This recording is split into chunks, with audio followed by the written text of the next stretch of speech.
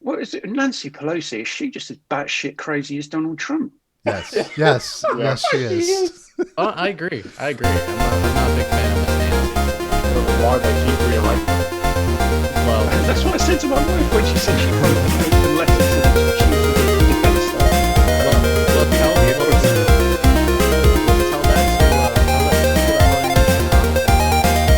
Yeah, well,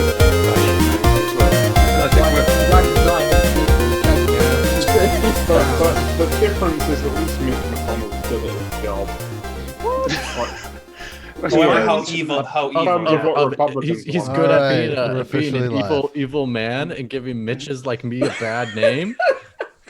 Mitch Trubisky does that to you as Dr. well. Evil. No, Mitch Trubisky does not. He's a winning quarterback. Oh, and shut up. And Mitch. he's going to About lead. a month ago, you were saying Mitch is done. It's all about Foles. You're like a No, I flip-flopper. didn't. I did not. I did not flip flop on Mitch. I said when Mitch got benched, I was like, first of all, that is an unfair benching of him because I thought the whole offense wasn't playing well. I thought I thought Jalen Hurts was unfairly benched as well, Mitch. Thanks for bringing that up. Yeah, I Yeah. did too. Oh, To be fair, for I did sure. too. I can't Oh, that believe was- that. I that was was watching the harsh. game like repeat, and I was like, it was like I was in the 40-minute game because I couldn't watch all the adverts, and I was like, where the fuck has Hurts gone? So I like wound up and was like, and I went to like the full game to see if he was injured. And I was like, Yeah. oh no, they've just fucking benched him. I was like, for fuck's sake. To be honest, I don't think that was Doug Peterson's decision. It probably was upstairs going like, we need the draft pick.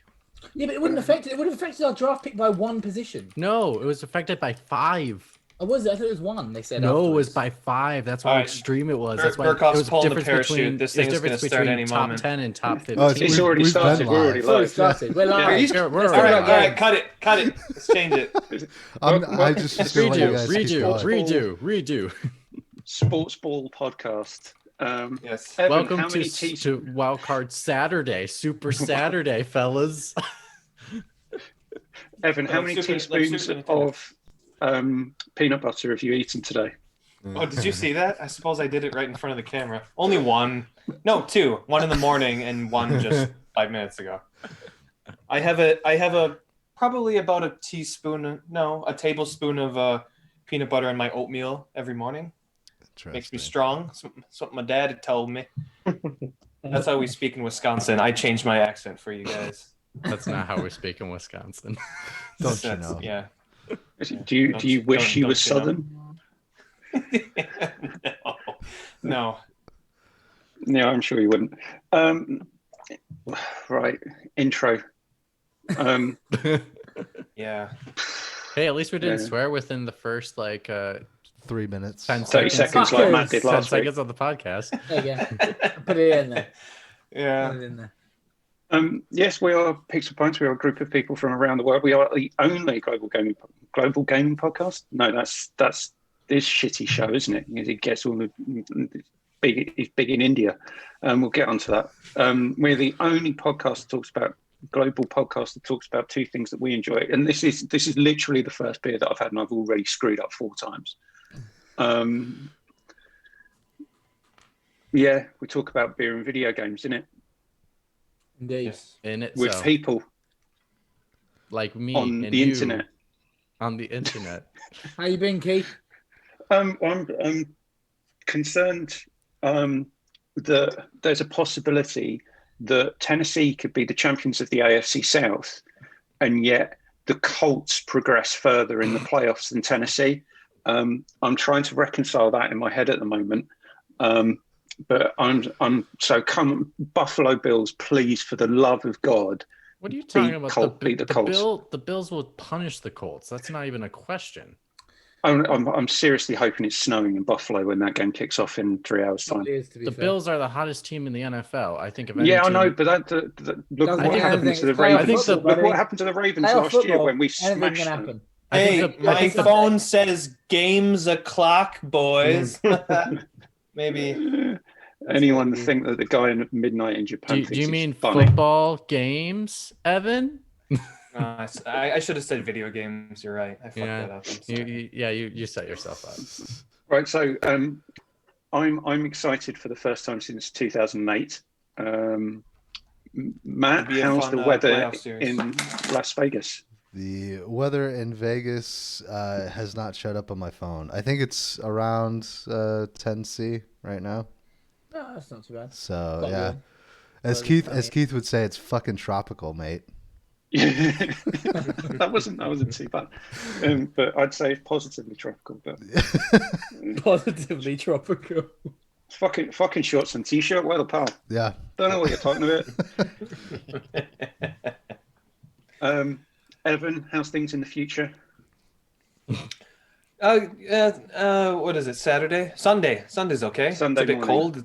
It's -2. Isn't it? No, it's Or not. is It's past the international just turned deadline. over. okay. Just turned over. Yeah, that's all right.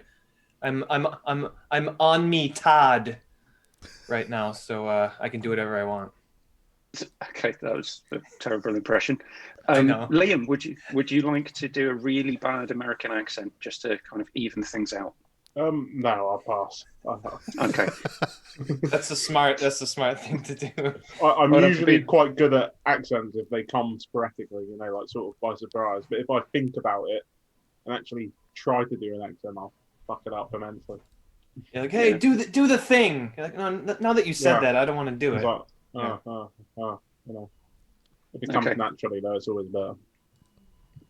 Brilliant. Other than that, you are okay. You've looked up the dictionary definition of censorship because I asked you yesterday and you said you had. I have, yeah.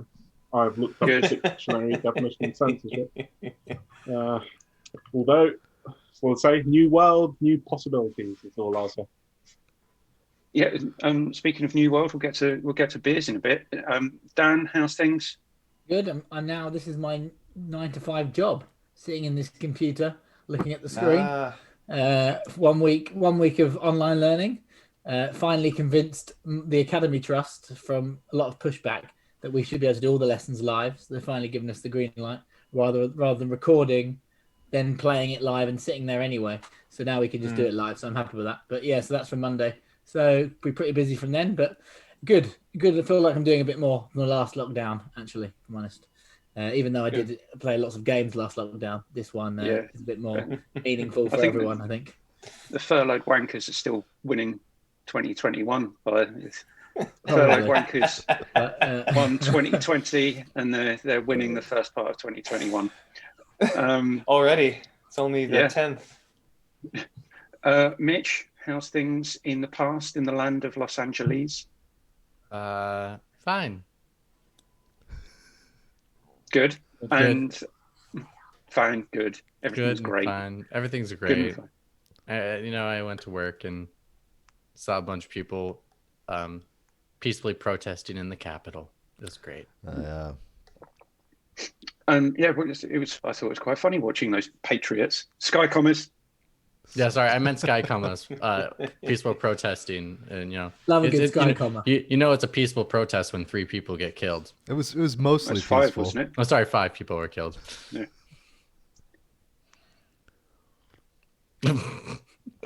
Da da da da da da da da. Normally we get Evan's special wife guest just kind of wandering around in the Because background. Thomas is on the floor next to me, so she creeps in past him and then wants to see if he's okay. Oh, she's like, is the child still alive under Dan's supervision? Yeah, basically.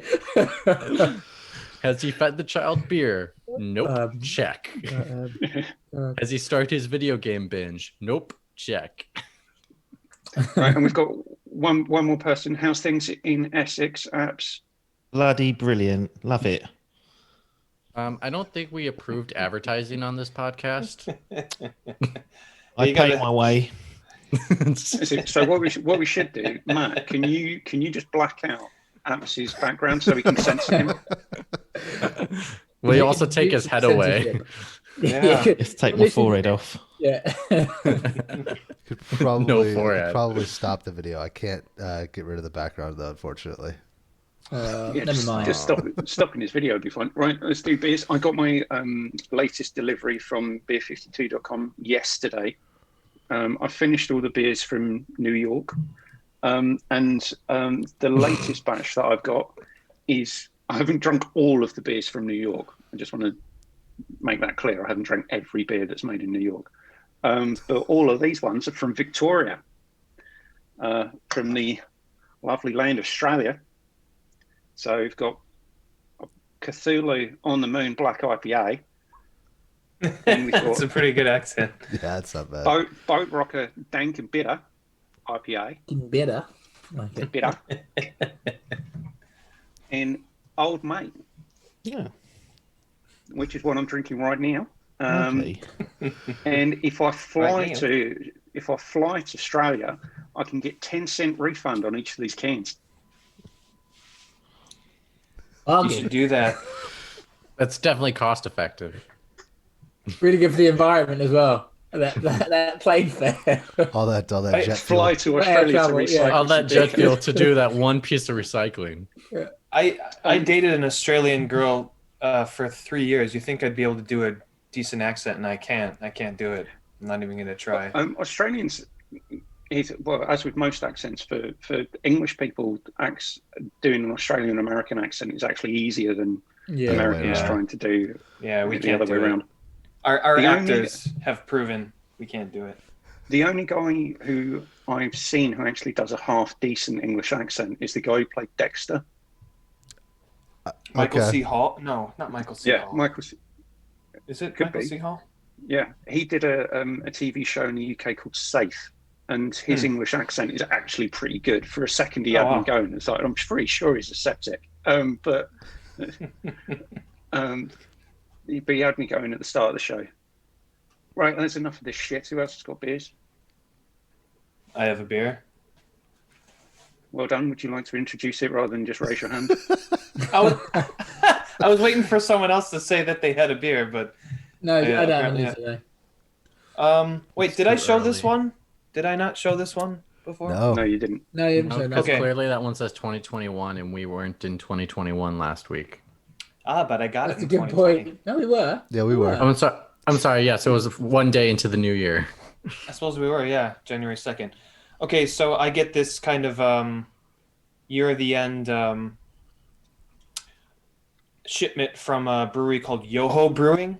I think they're in Nagano Prefecture. I'm not sure, but I love every the year they brew a different beer and they label it the next year, and it's always a different Is it like style? car? Is it like car models?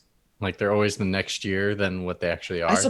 Yeah, or like Madden games or something. Yeah, I That suppose too. so. So this is the Chinese character for luck, Fuku, and this is a luck beer. It's Fuku beer 2021. It's a Fuku. yeah, Fuku. Fuku. Fuku. Fuku, Yeah. not fuck you. That's the, It's Not a what I hazy want. IPA. Even in Japan and Japanese breweries, I don't know about the States. I'm guessing it's the same. Hazy IPAs or New England IPAs is the actual name for them. Have Yeah. taken off. Is that true, Burkhoff? They're pretty popular here. No. Yeah. Yeah, like all of a sudden, and it like I noticed it maybe about 3 or 4 months ago. All of a sudden, all I was hearing was hazy IPA. Yeah, I'd say this you year. noticed New England existed about 3 or 4 months ago. You Oh, must have been doing that- some that's serious where the drinking page- for the last few Super Bowls. That's where the Patriots are from. I tend to ignore that whole area of the United States. But now that Tom Brady has moved to Florida, I don't mind it so much anymore. And they're what, like 7-9, so yeah. yeah, it was nice so to this see is them a- not make the playoffs. Oh, thank fucking Christ! The Bills, like I'm so happy for the Bills. That fan base must be ecstatic. Josh Do you Allen, think baby. the curse of Doug Flutie is broken? Oh, time will tell. Time will tell. I don't know. People are looking. Super people are staring at Nintendo the screen. Wild Card Weekend. So people are looking at the screen thinking, the curse of Doug Flutie? How old is this guy? I mean, Jesus. Yes. Hey, he was on a Wheaties box. This is not very hazy though. Look at it's kind of not. Yeah, it's pretty. Kind of want to do a dip test with that one, wouldn't you? Yeah, it's not as much of a hazy IPA as I thought it would be. With a hazy IPA, you're looking at more like mango tropical aromas, Yeah. and the IPA is kind of one of its more well-known characteristics. And obviously, you want that crisp, bitter, hoppy bite at the end, the good balance of the tropical and the bitter. Seems a bit overcarbonated to me, but it is drinkable, and I do enjoy it. But I got a big shipment of this. There's like 12 beers, in this giant shipment I got that was just this beer. So I've had it a lot. It's good, but let's just say if I went to a bar and they had it on tap, I don't think I'd order it. Probably because I've had a few, but it's okay. It's not it's not the hazy IPA that you'd expect from the style, but it's okay. It's good. I'm going for it today. By the way, everyone will find out why potentially later on. Good. I like it. I like to hear that. So the Cthulhu on the Moon by Kaiju Beer from Dandenong, Victoria. The beer on the moon sucks, asks Cthulhu. He knows that gravity's too low, partially to be an oxymoron. When he's thirsty, he always reaches for a kaiju, black IPA, and destroys it. It almost sounds Only like an Australian would write that. Love it. Oh, that's almost a Kiwi accent. No. But Keith, you got to destroy it, mate. You can't just sip it. Just say you got to destroy it. But he only has one can. If he destroys I it, only then have he one of can them. enjoy I it. can't. It's true. Yeah. That is It's really also black, pretty by the strong. way. As well. Yeah, it looks Yeah, like a that is dark. stout. Yeah, it does. I was thinking that. I had Lovely Don't you English feel that? simpled pint you Don't have you there. feel that anyone who makes a craft beer now, no matter what it really is, just calls it an IPA? I seem to have noticed that. Like they just chuck IPA on the can. Any kind of craft beer. Yeah, we'll just chuck IPA on there. You can This whatever it isn't looks this like. isn't an IPA. This is like a cross between an IPA and a stout. Yeah. Crazy. It's kind of got a smell of burnt licorice, Mm. kind of tobacco, which is why it smells like more of a stout than. But it's more easily drinkable. It's not as kind of dry on the mouth as a stout. I'd smash two of those and probably be smashed because they're 6.5%. Ooh. It's like the And beer this- that I had last I like night it. was of 7.2% red ale.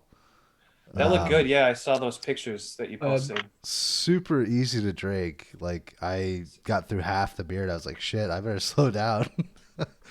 That's how I felt with the double punk. I had that, the Brewed Dog one. And I think it's 9.8% or something stupid. So I poured it into a wine glass. So if I have this in a pint glass, I'm going to be on the floor before I've even finished the first pint. So Yeah. if I put black and white. Put your mind there, like treat it as a glass of wine, right? That's actually a good tactic. I like that. Well, and that's why the Belgian beer comes in more like the tulip glasses that you're Yeah, it drinking does, from, yeah. rather than straight or dimple pint glasses. Yeah. My favorite glass. Which Belgian beer, by the way, is going to cost us more now post Brexit, I know. Mind. along with pretty much everything else from Europe. But Liam doesn't care because he's not a big beer drinker, and he would only if he were, he would only drink English beer like Foster's.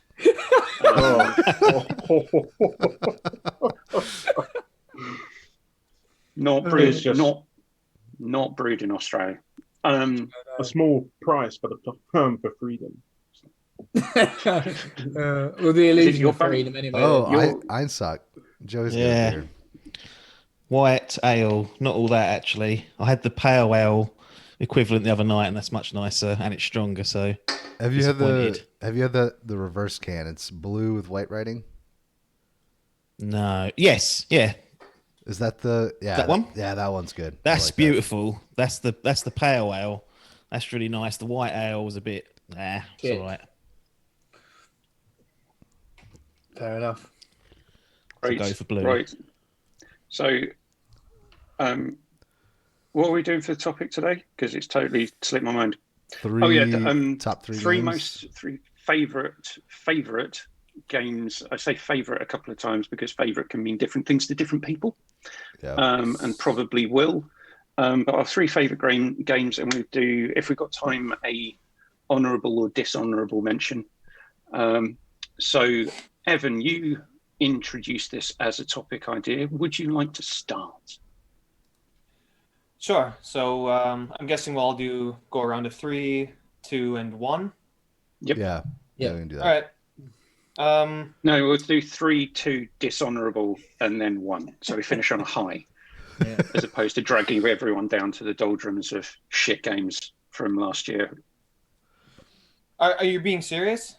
I'm being serious. Yeah. I don't want to. Okay, yeah, I don't yeah. want to leave. No, here, I- I don't want to leave here on a low.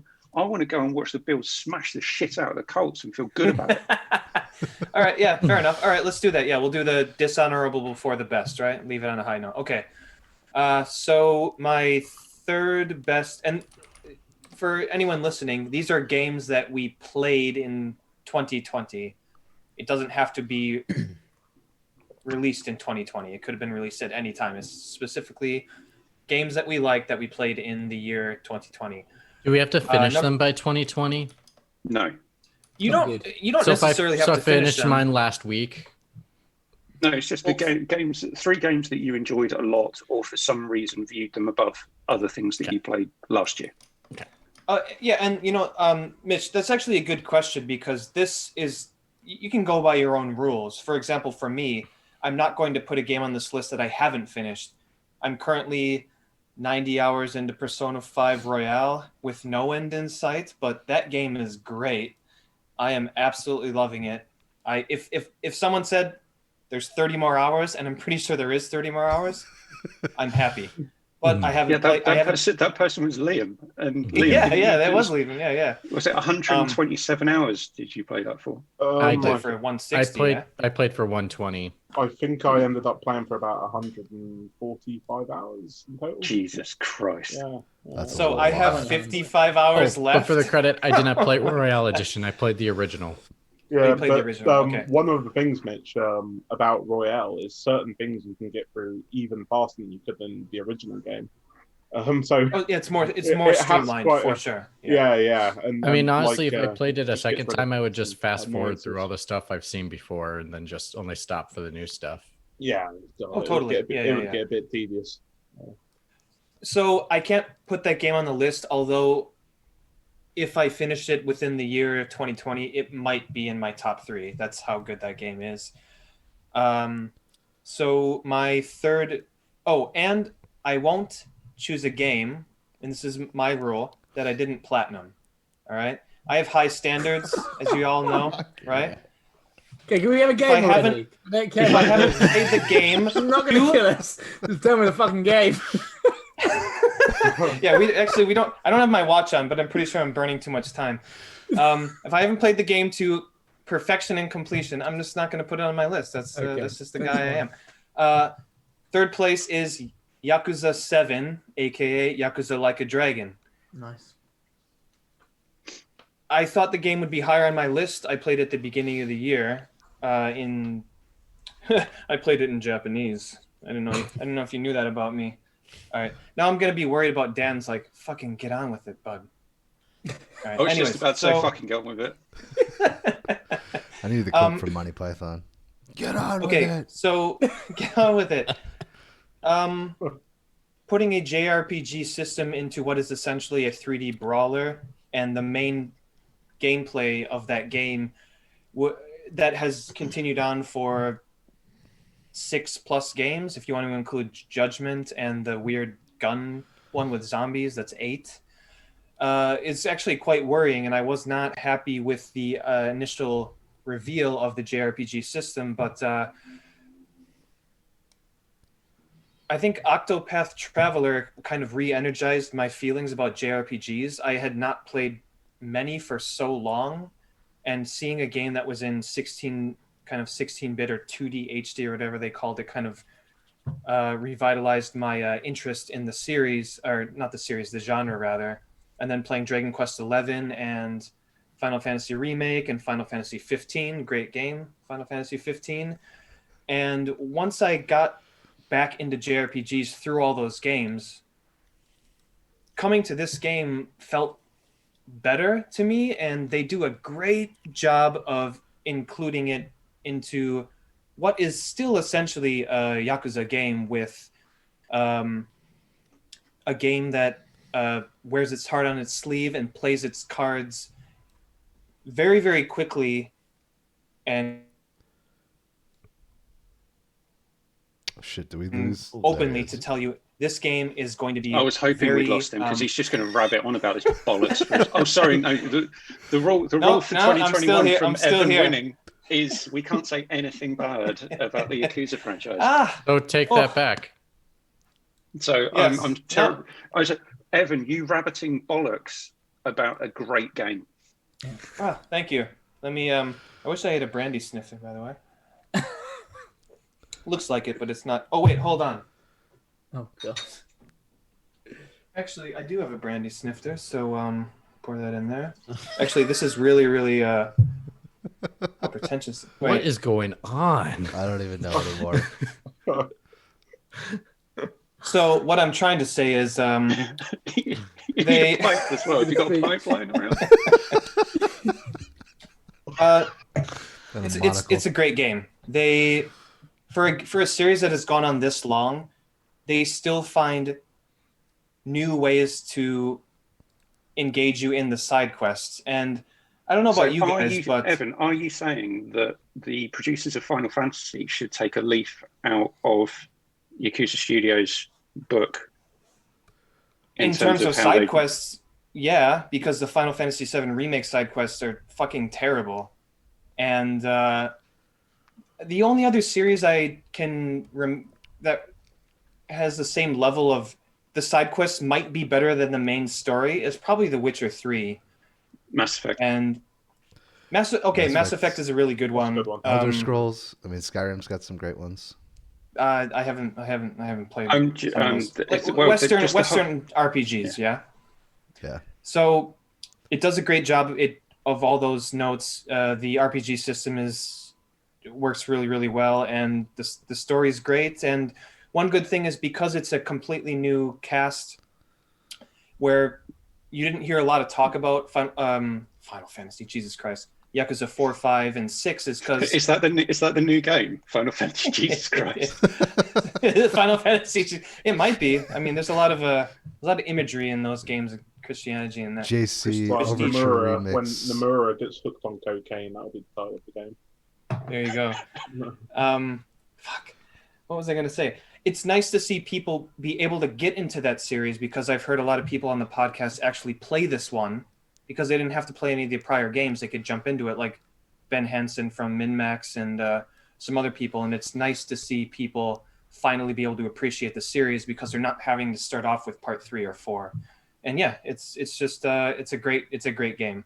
I don't fault anyone for not playing it because it's so long, but yeah, I love Is it. it A quick okay? one on that, Evan. I was going to ask about Dan the got story. there first. Right, Dan on got then. there first. Is it on Game Pass? No, it's not yet. When it is, I'll It play is it. I'm not going to pay for it. It's coming to Game Pass, but it's not on Game Pass yet. Oh, good. Along with all of the others too. So 1, 2, and 3, and 0 are. I played the Japanese versions when I was living in China, like back in the day. I don't know which one I played. You can't I used say to love all the other ones McWomble because I'm not McWomble Burkoff because only they're not releasing 4, 5, and 6. They will be. I thought they will be, yeah. Yeah, they're Wow, they're I didn't know they're that. gonna be on Xbox and Game Pass when they release.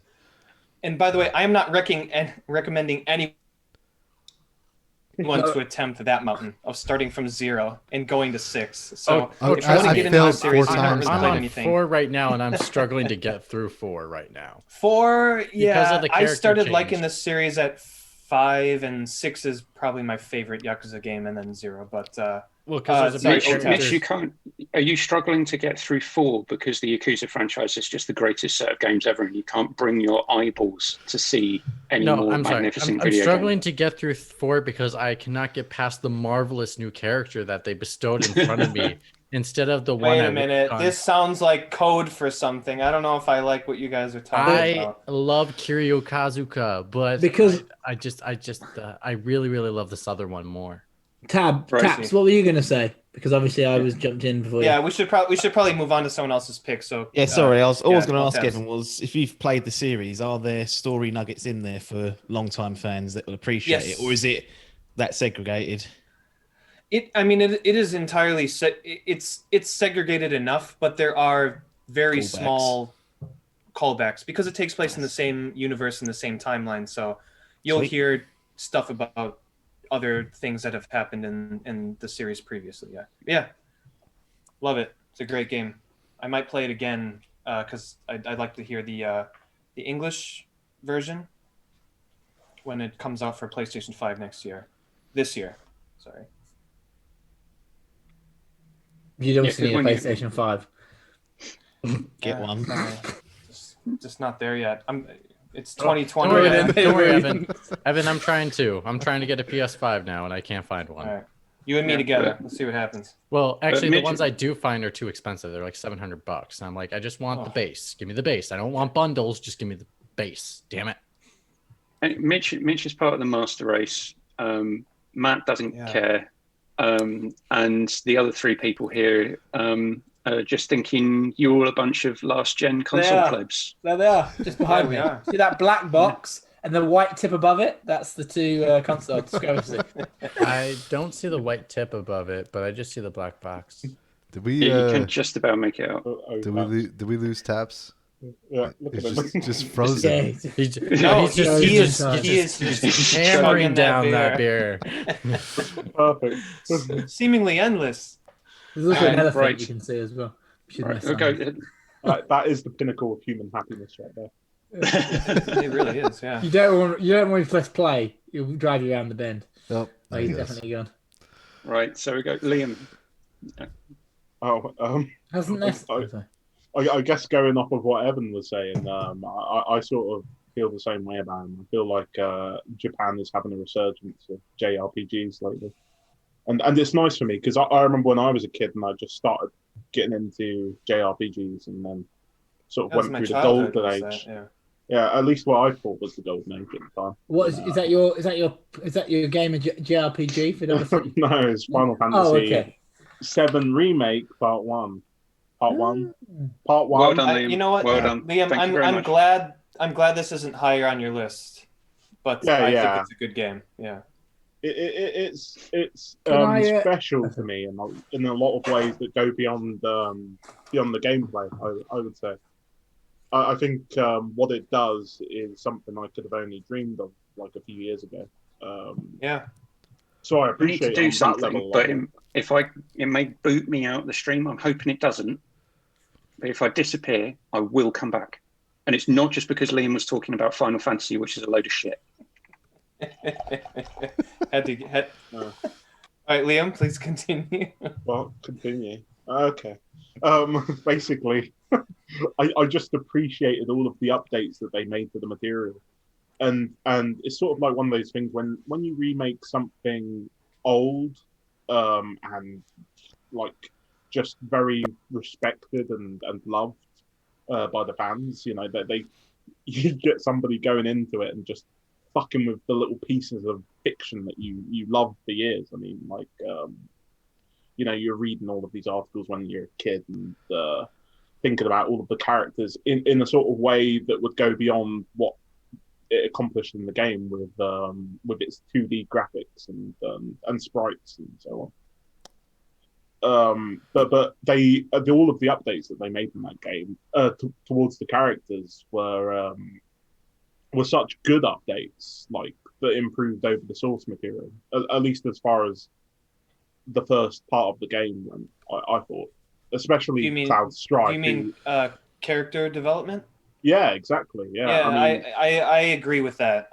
I have problems with the people- game, but I definitely agree they fleshed them out. Yeah. people used to make fun of Cloud Strife for being like the most one-note character ever, and I would be like, Oh, totally. Yeah. That's Yeah. not true. You know, because if you hadn't played beyond like the first part of the game, you wouldn't know how sort of multi-dimensional he was. But just the He's extra actually likable texture- in this game. He is, At least in this extremely part of likable. the game. Yeah. Yeah, you feel quite sorry for him a lot of the time. But the extra texture that they add to his character just through, I guess, motion capture is you know, for a very sort of subtle and expressionless character. Like, I finished the game and I was more impressed by him than any of the others, which is saying a lot. You know, That's a good. That is saying a lot. That's a good point as well. Yeah, kind of won me over on. I think the Developing game his also did character. an amazing job fleshing out the characters that you really didn't have a lot of time to spend time with in the original. So Oh, Mitch, Jesse, I know who you're gonna say. Jesse Say her name. Jesse, Yeah, I Jesse, knew you were gonna say. Jesse, it was my favorite character Yeah, of 2020 Jesse. because, you know, I mean, it's in the original, so I'll just spoil it for you. She dies. Let's just be frank. She dies in the original, and so, you know, that didn't make as much of an impact the You first just ruined time. the game for me. I know. I'm sorry. joking. Too Yeah. bad. You'll never play it. Right. So, you know, when playing it, you know, the first time when it happened, I was like, oh, she died. Okay, I don't really know her, so it doesn't really matter. Like, I don't understand the significance. But in this time around, you spent a little more time with her. And it's not just the mission that you go on with her. I don't think that as much fleshes her out as the rest of the time you spend with her actually fleshes her out. So I think they did a really good job with her. Yeah, totally. And I then agree. just because it's not just the story I care about, I keep forgetting to mention how the updated gameplay actually made me think, you know, because I live and die by turn-based RPGs, especially Japanese RPGs. I love turn-based games, and I hate the fact that we'd stepped away from that. But this game won me over, like in terms of sort of taking that sort of system and integrating it into an action game. And I still think it's really impressive what they did. It's very It kept unique. me being quite experimental all the way through that game. I just enjoyed I enjoyed how experimental it was. I was gonna say Yeah. it's my favorite Final Fantasy combat system. Favorite, hands down. Mixture between real time and turn and like slow down turn based is amazing.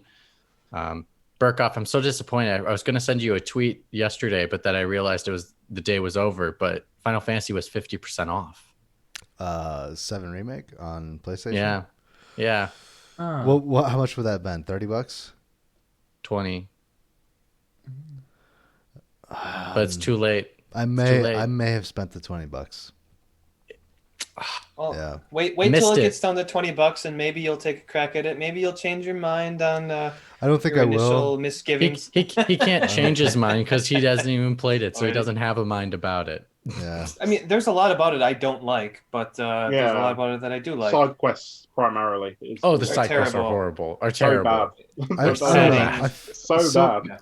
When I've played it in the past, the original, I always challenged myself. You've played the original. I have, yeah, a few times. How many times? That Oh, you might be have? shocking. Oh, you have? Seriously? One time? Just like one time or something? But I've always challenged myself to, like, how fast can I get out of Midgar? Because the rest of the game, like when you actually get to the open world, is I don't know. But that's the difference of Burkoff with this one is that it makes Midgar worth staying. Well, okay. That's a good point. That's the whole point of making this game longer was because it made Midgard worth staying, and I actually kind of was disappointed I left Midgard.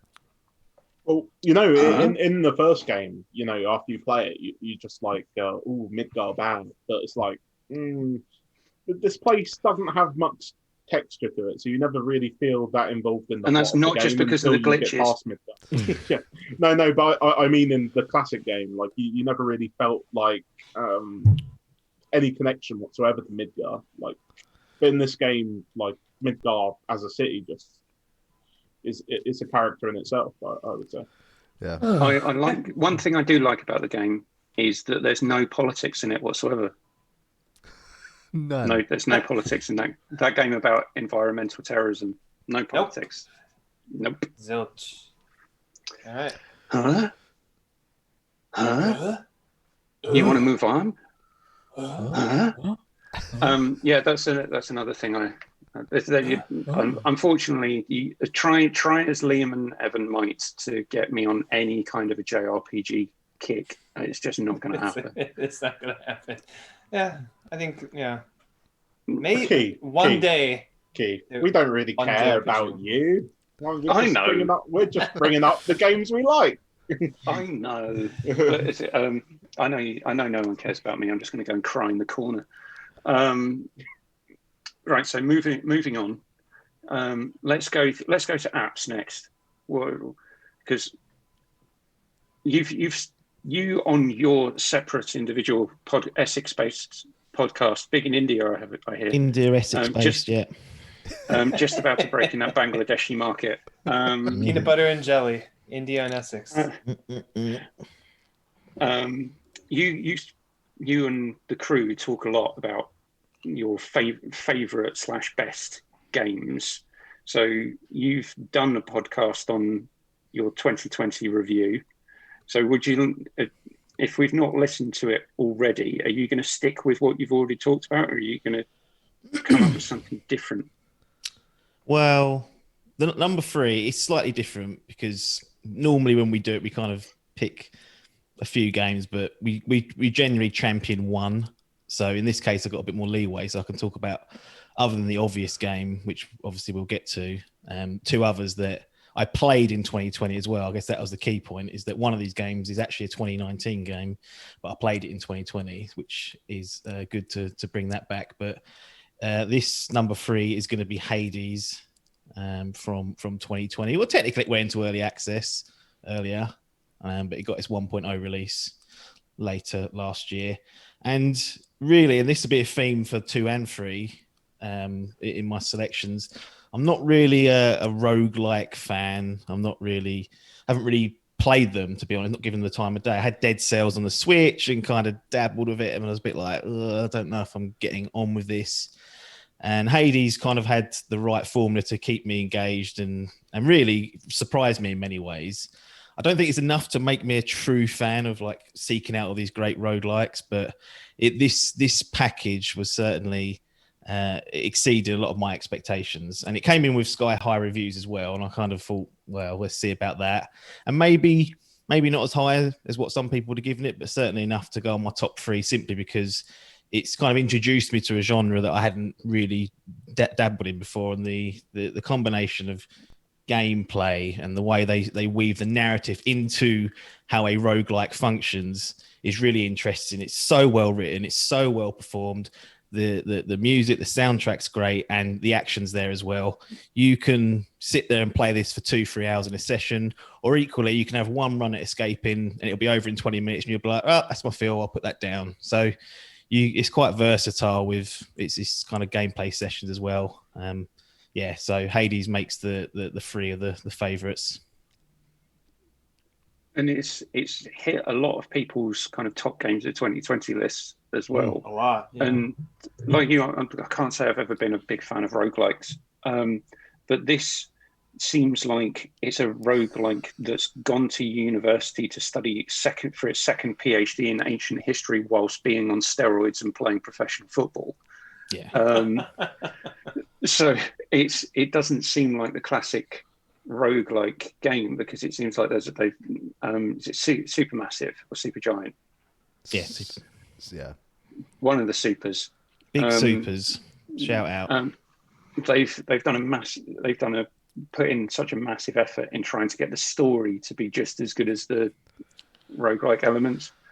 So it's not just repetitive gameplay trying to pull you through. There's a reason to keep being engaged with the story. I really need to pick this game up. It's great, and so it's fair. It feels fair. Like you lose on several dozen runs probably, unless you're some sort of demigod, and you will retain some stuff to go back and make yourself stronger. But you also lose certain boons and buffs as you go through that are random. But you never feel like you've been shafted. Like you've always got something to take back, and every time you go back, you slowly kind of progress and unlock the story and the background of what's going on. And if you're into these ancient Greek gods, then they're extremely funny, very well written, and it just makes you want to go back and finish that game and suss out what's really going on. How have you played? Yeah, I was just going to ask if he's played Bastion, Transistor, and Pyre. You haven't played any of them? Not out of any sort of hatred for the big super, as we call them, but they never really struck me in a way that I'd go out of my kind of comfort zone and go and tackle one of them. So this is the first game for them. I've heard that their narratives are very good, and I'm quite heavy on good narrative. So maybe I'll go back and pick something up, but it's unlikely at this stage. I'm trying to look forward more than looking backwards where possible. It's not worth it. No. I really hope that game comes to console soon. It will, and it'll get a second wave of popularity, and people go, "Whoa!" But yeah, I mean, there's no reason why it won't. Disco Elysium's only just coming to console. And that's Yep. taken So I place. to play that. I'm looking forward to that. Yeah, for same sure. here. I want to play that. Yes. All right. Right. I'm going up the screen on my screen. So it's Dan next. This is tough for me. I've just been sitting here thinking, and about 5-6 games just went through my head, and I was like, "Oh, which ones am I going to talk about? My top 3." I'm actually going to avoid PC games, so that discounts any of the XCOM clones I played. What's it called? Crusader Kings, which I have enjoyed, but I'm going to stick with games I've just played on console because it just makes it easier for me. Otherwise, I'll be here all day. So number 3 is Empire of Sin. Okay. You've been I I playing heard this. this game was quite glitchy, but It is buggy. I'll give it that. It you is were big fine with buggy, but I completed it 3 times with 3 different characters, so I must like shit. it. Yes, And you did. once it's fixed, I'm going to play it through again. Yeah, I just love it. I love the idea of being a 1920s gangster, recruiting some dudes, and off we go to kick the shit out of rackets and brothels, and just good fun, really. So what we've learned from this is Dan's waiting for some kind of apocalypse so that he can become some kind of mob boss in Lincoln. Exactly. So so I really enjoyed it. I know as I said, I've also played the Microsoft Gears Tactics XCOM like, and the XCOM spin-off, I think what Chimera Squad. So I played those. So the same gameplay mechanics in this really went down well with me. The fact that all the different bosses have little specials kind of keeps it fresh. And the fact you can recruit and with different like Bob like what are they called? Recruit different, I suppose, associates depending on which yes, boss Keith? you are. Do you want to say something? Sir, Yes, sir, Keith. it's one of the mob boss specials of power, and you can do forget about it, and it rolls back a turn. I can't remember, to be honest. But Wait, basically, what is that from? Forget about it. It's from Sorry. Good Oh, fellas, sorry. right? You're making a joke. I apologize. Yeah. And Sorry, then, Dan. and the good thing is, there's like relationship statuses. So like one boss will be hated by certain associates, so you could never recruit them on that playthrough. So then Okay, you get locked out of stuff. So That's each interesting. each one's, and then obviously if you go into like a mob boss battle and one of your associates will say, "I love her, so I'm not going to kill her," so then he'll turn on you like mid battle and like try and wipe out your mates for shooting his like lost love or whatever, which adds a bit something you got to think about. So it's kind of like a very light nemesis system kind of in place, which is not to the same level it was as in like the Lord of the Rings games, but still kind of adds a bit more of a nuance to it. Obviously, is that random? it's still yes, it changes every time. Okay, that's interesting. And what was I going to say? It's still broken. I'll be honest, it is broken. There's still bugs, but I've kind of got through those, and I haven't had any bugs that have ruined the game for me, if that makes sense. And I really enjoyed it. It's about the sort of game you enjoyed. So there we go. Yeah, it was number 3. Cool. Evan's just shoveling peanut butter in his face for anyone listening. If you can hear noise in the I've background. actually almost finished off one of those 4 that I. Wow. Kippe. I just want to, I more. want to point out we had somebody join us in chat. Said that this is the awesome, this is the perfect evolution of beards. So Awesome. yeah, shout out to Polar Knights. No, Take it. Right, Matt, come to you next. All right, so well, we mentioned this on the Discord. I have a lot of games actually that I want to put on this list, but I'm going to narrow them to mostly games that I haven't talked about or tried to. So Okay. my first one is Need for Speed Heat. This game is freaking awesome. This is a return to the underground format for Need for Speed, and I think that it's probably the best Need for Speed game that I've played in at least 20 years. Go ahead, Dan. What did you play it on? Is it on Xbox Game Pass? Well, yeah, it's part of Ultimate. So Oh, it's, perfect. It's I part will of, download it later then. yeah, it's part Perfect. of That's EA awesome. Play. Perfect. Yeah, I was actually over at my sister-in-law's house, and her boyfriend had it on his PlayStation.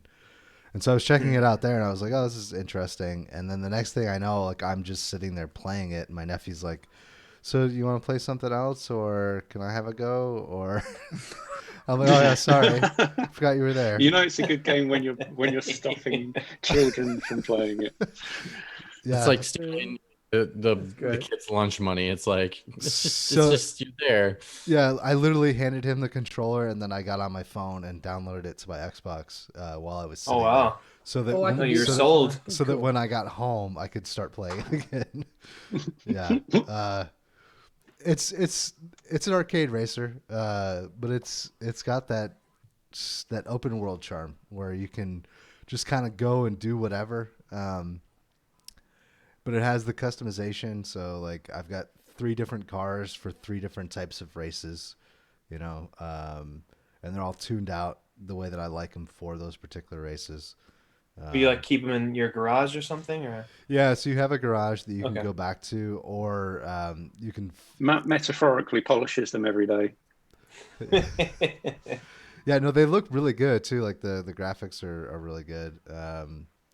But yeah, or you can switch to them while you're out in the open world. So like if you come across a race, you're like, fuck, I don't want to go all the way back and change cars. You can change them when you're at the race. So far quality it's- of life stuff.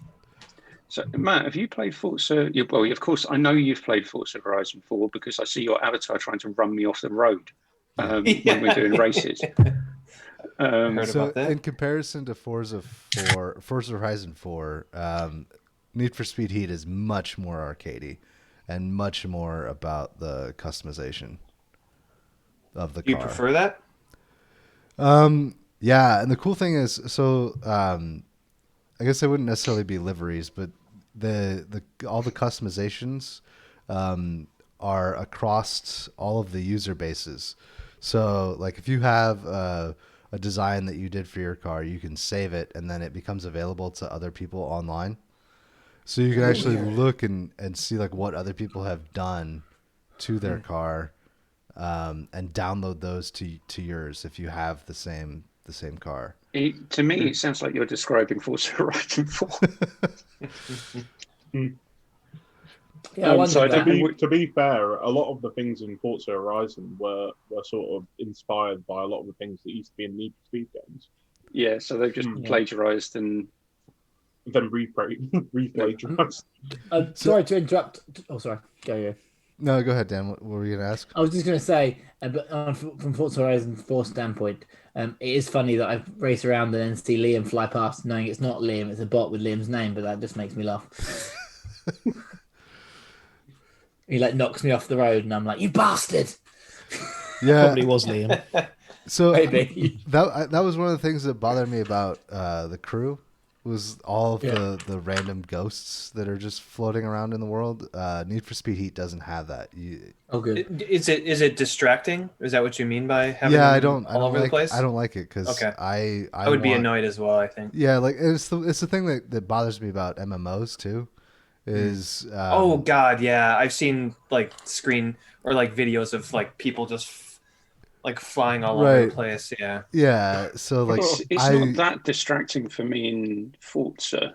What I do find distracting is when I'm trying to do, because in Horizon you get skill points for doing if you drive at high speed, if you overtake cars dangerously, and if you're drifting, whatever. you get all that in Need for Speed Heat too. Yeah, so yeah, they've obviously pinched quite a lot, like Liam was saying. But what I find distracting is when you've got this driver-tar driving at you on the wrong side of the road. So the Forza Horizon 4 set in the UK, so we drive on the left. We've got a car flying at you at high speed, but it's one of the driver-tars of someone else in the game. So you don't hitting them; they drive straight through you. They just disappear, but they've still got the shell of the car. Right. And it's not until it gets to a certain distance in front of you that it kind of goes translucent or transparent. Transparent or translucent. And so that can throw you off if you're doing if you're trying to do certain things. Right. That can Be throw you annoying, off. Yeah. because you think it's a car, and you're thinking, what the fuck is that doing on the wrong side of the road? And then you just kind of like, God. Carry on, Matt. Sorry. So, yeah, I was pleasantly surprised because I haven't played a Need for Speed game, I think, since Underground 2. I love that. And just for everyone to be aware, if you want to get your talking in over Matt, you better do it. Get it in whilst you can. Right, Mitch, come to you. Oh, so cool. So for me, it's I do have a top 3 already in mind. It's the big thing is this one is slightly on personal preference, just slightly. So you'll be surprised. My number 3 is The Last of Us Part 2. Oh my God! I'm surprised he has 2 games ahead of this. There is one game ahead of it that is my personal preference, and that's why I did that. I've been with the head. What? I heard it from the other room. I had to run in. What's going on? Amps is starting an online hate campaign against you right now. It's not a diss on this game. I love this game. This game is a great game. A great experience. I don't think it's a great game. I think it's a great experience. I think it's a very good game, not a great game. As a game, like the gameplay and all that kind of stuff, those elements fall a little bit short compared to its competitors. We've had this before. But yeah, we've had this conversation. I mean, there's not a game where I have never put my controller down and basically almost wanted to refuse to hit a button. I've never ran into that before. I think that's a testament to the ability of the storytelling, mixed with the gameplay. So I will give them credit on the gameplay portion, because I don't think I would have as much of an impact if I wasn't inputting buttons. And I don't think it's just because of the story. I think it's because it's forcing me to input something. And that's where I think games break barriers. And I think they have shown that it can do that. So I mean, I'm not going to talk forever about this one, because I think we all have talked enough about The Last of Us Part 2, but it does deserve its credit. So I will be my number 3. All right. Cool. Thank you for keeping that succinct. Yeah. Whilst also paying homage to the game that Apps wanted to be part of the dev team for. Oh, and I'm sorry. I'm sorry I stole it from Game of the Year from all those people. I'm sorry I gave you false hope. You didn't steal it. And then I took it away from them, and then I gave it to something else after I changed my mind. That was your prerogative, though, by winning the fantasy league, so don't worry about it. Yeah. What will they ever do without one less trophy on their on their mantle? I actually think we might get recognised by Sucker Punch, because they didn't get any other awards. So it's like, woohoo! Yeah. Bloody Naughty Dog stole. We have a chance. No, they got best graphics. They got best. No, graphics. don't feed Liam's conspiracy that we did that so that we'd get noticed, because yeah, Liam, what'd you do? Never even said anything like that. He posted Oh, it on you're Parler. thinking it. Yep, you were thinking it. In a minute, he's going to fall down a slide, and then we'll definitely be in trouble. No, I didn't realise white people could read minds. It's part of white privilege. Did you not know? You didn't know that about us. Now you do. Now you know. Oh, the lever, Kronk. Right, so I've opened my dank and bitter IPA. Nice. This stuff is dangerous. All right, we need someone else to talk over, so we're going to talk over McWomble. Evan, go ahead. No, Keith needs to go next. Yeah, Keith needs to give his number 3. Keith needs to give us his game. But right. do you see how Mitch is on brand? Yeah, Mitch is on brand with how this show works. So it all kind of works out. Yeah, I love it. Let's go with this then. Did you just decide now? Did you just? Pretty much, yeah. So I was actually trying to think and go back through games that I played in 2020 that I thought, oh my god, this is going to be a favourite of mine. This is my actual page on COD Tracker, by the way. It's Warzone. Yeah, so it's Call of Duty Warzone. No, that's fair. I'm glad it's not Avengers. higher. For the simple reason of, whilst it's not my favourite game by any stretch of the imagination, it's a grey and brown graphical monstrosity. It's the fun is derived from the people you play the game with. So from playing with Dan and Liam and Matt when he was drunk that time, trying to pick up all the trophies. That's so funny. Trying to pick up all the most wanted because he didn't know what the fuck was going on. They were shiny. I had to go pick them up. And apps, I'm taking you want to mention a similar type game. No. I was just going to ask: is this the most time you spent with a game in 2020? Yes. Was Warzone the number 1 hours clocked up in a game? That's what I was curious about. I don't know. I was looking through my tracker, and it did say that I've been playing it for over 4 days. That's good. Well done. Which is nothing compared to some people on there. And this is the thing that I have to thank Christ it's not Fortnite, Jesus. But Fortnite is a better game than this in a lot of degrees. But lots of people I know play this. So this is the one that I've been playing more so, but it's more to have that social interaction whilst gaming rather than it actually being an enjoyable experience, because more often than not, it's not. And it's free, so anyone can jump in and join the crew and play. Talk with my friends. It's not free. This is the most pay-to-win bullshit game that you could possibly come across, not called Madden or FIFA Ultimate Team.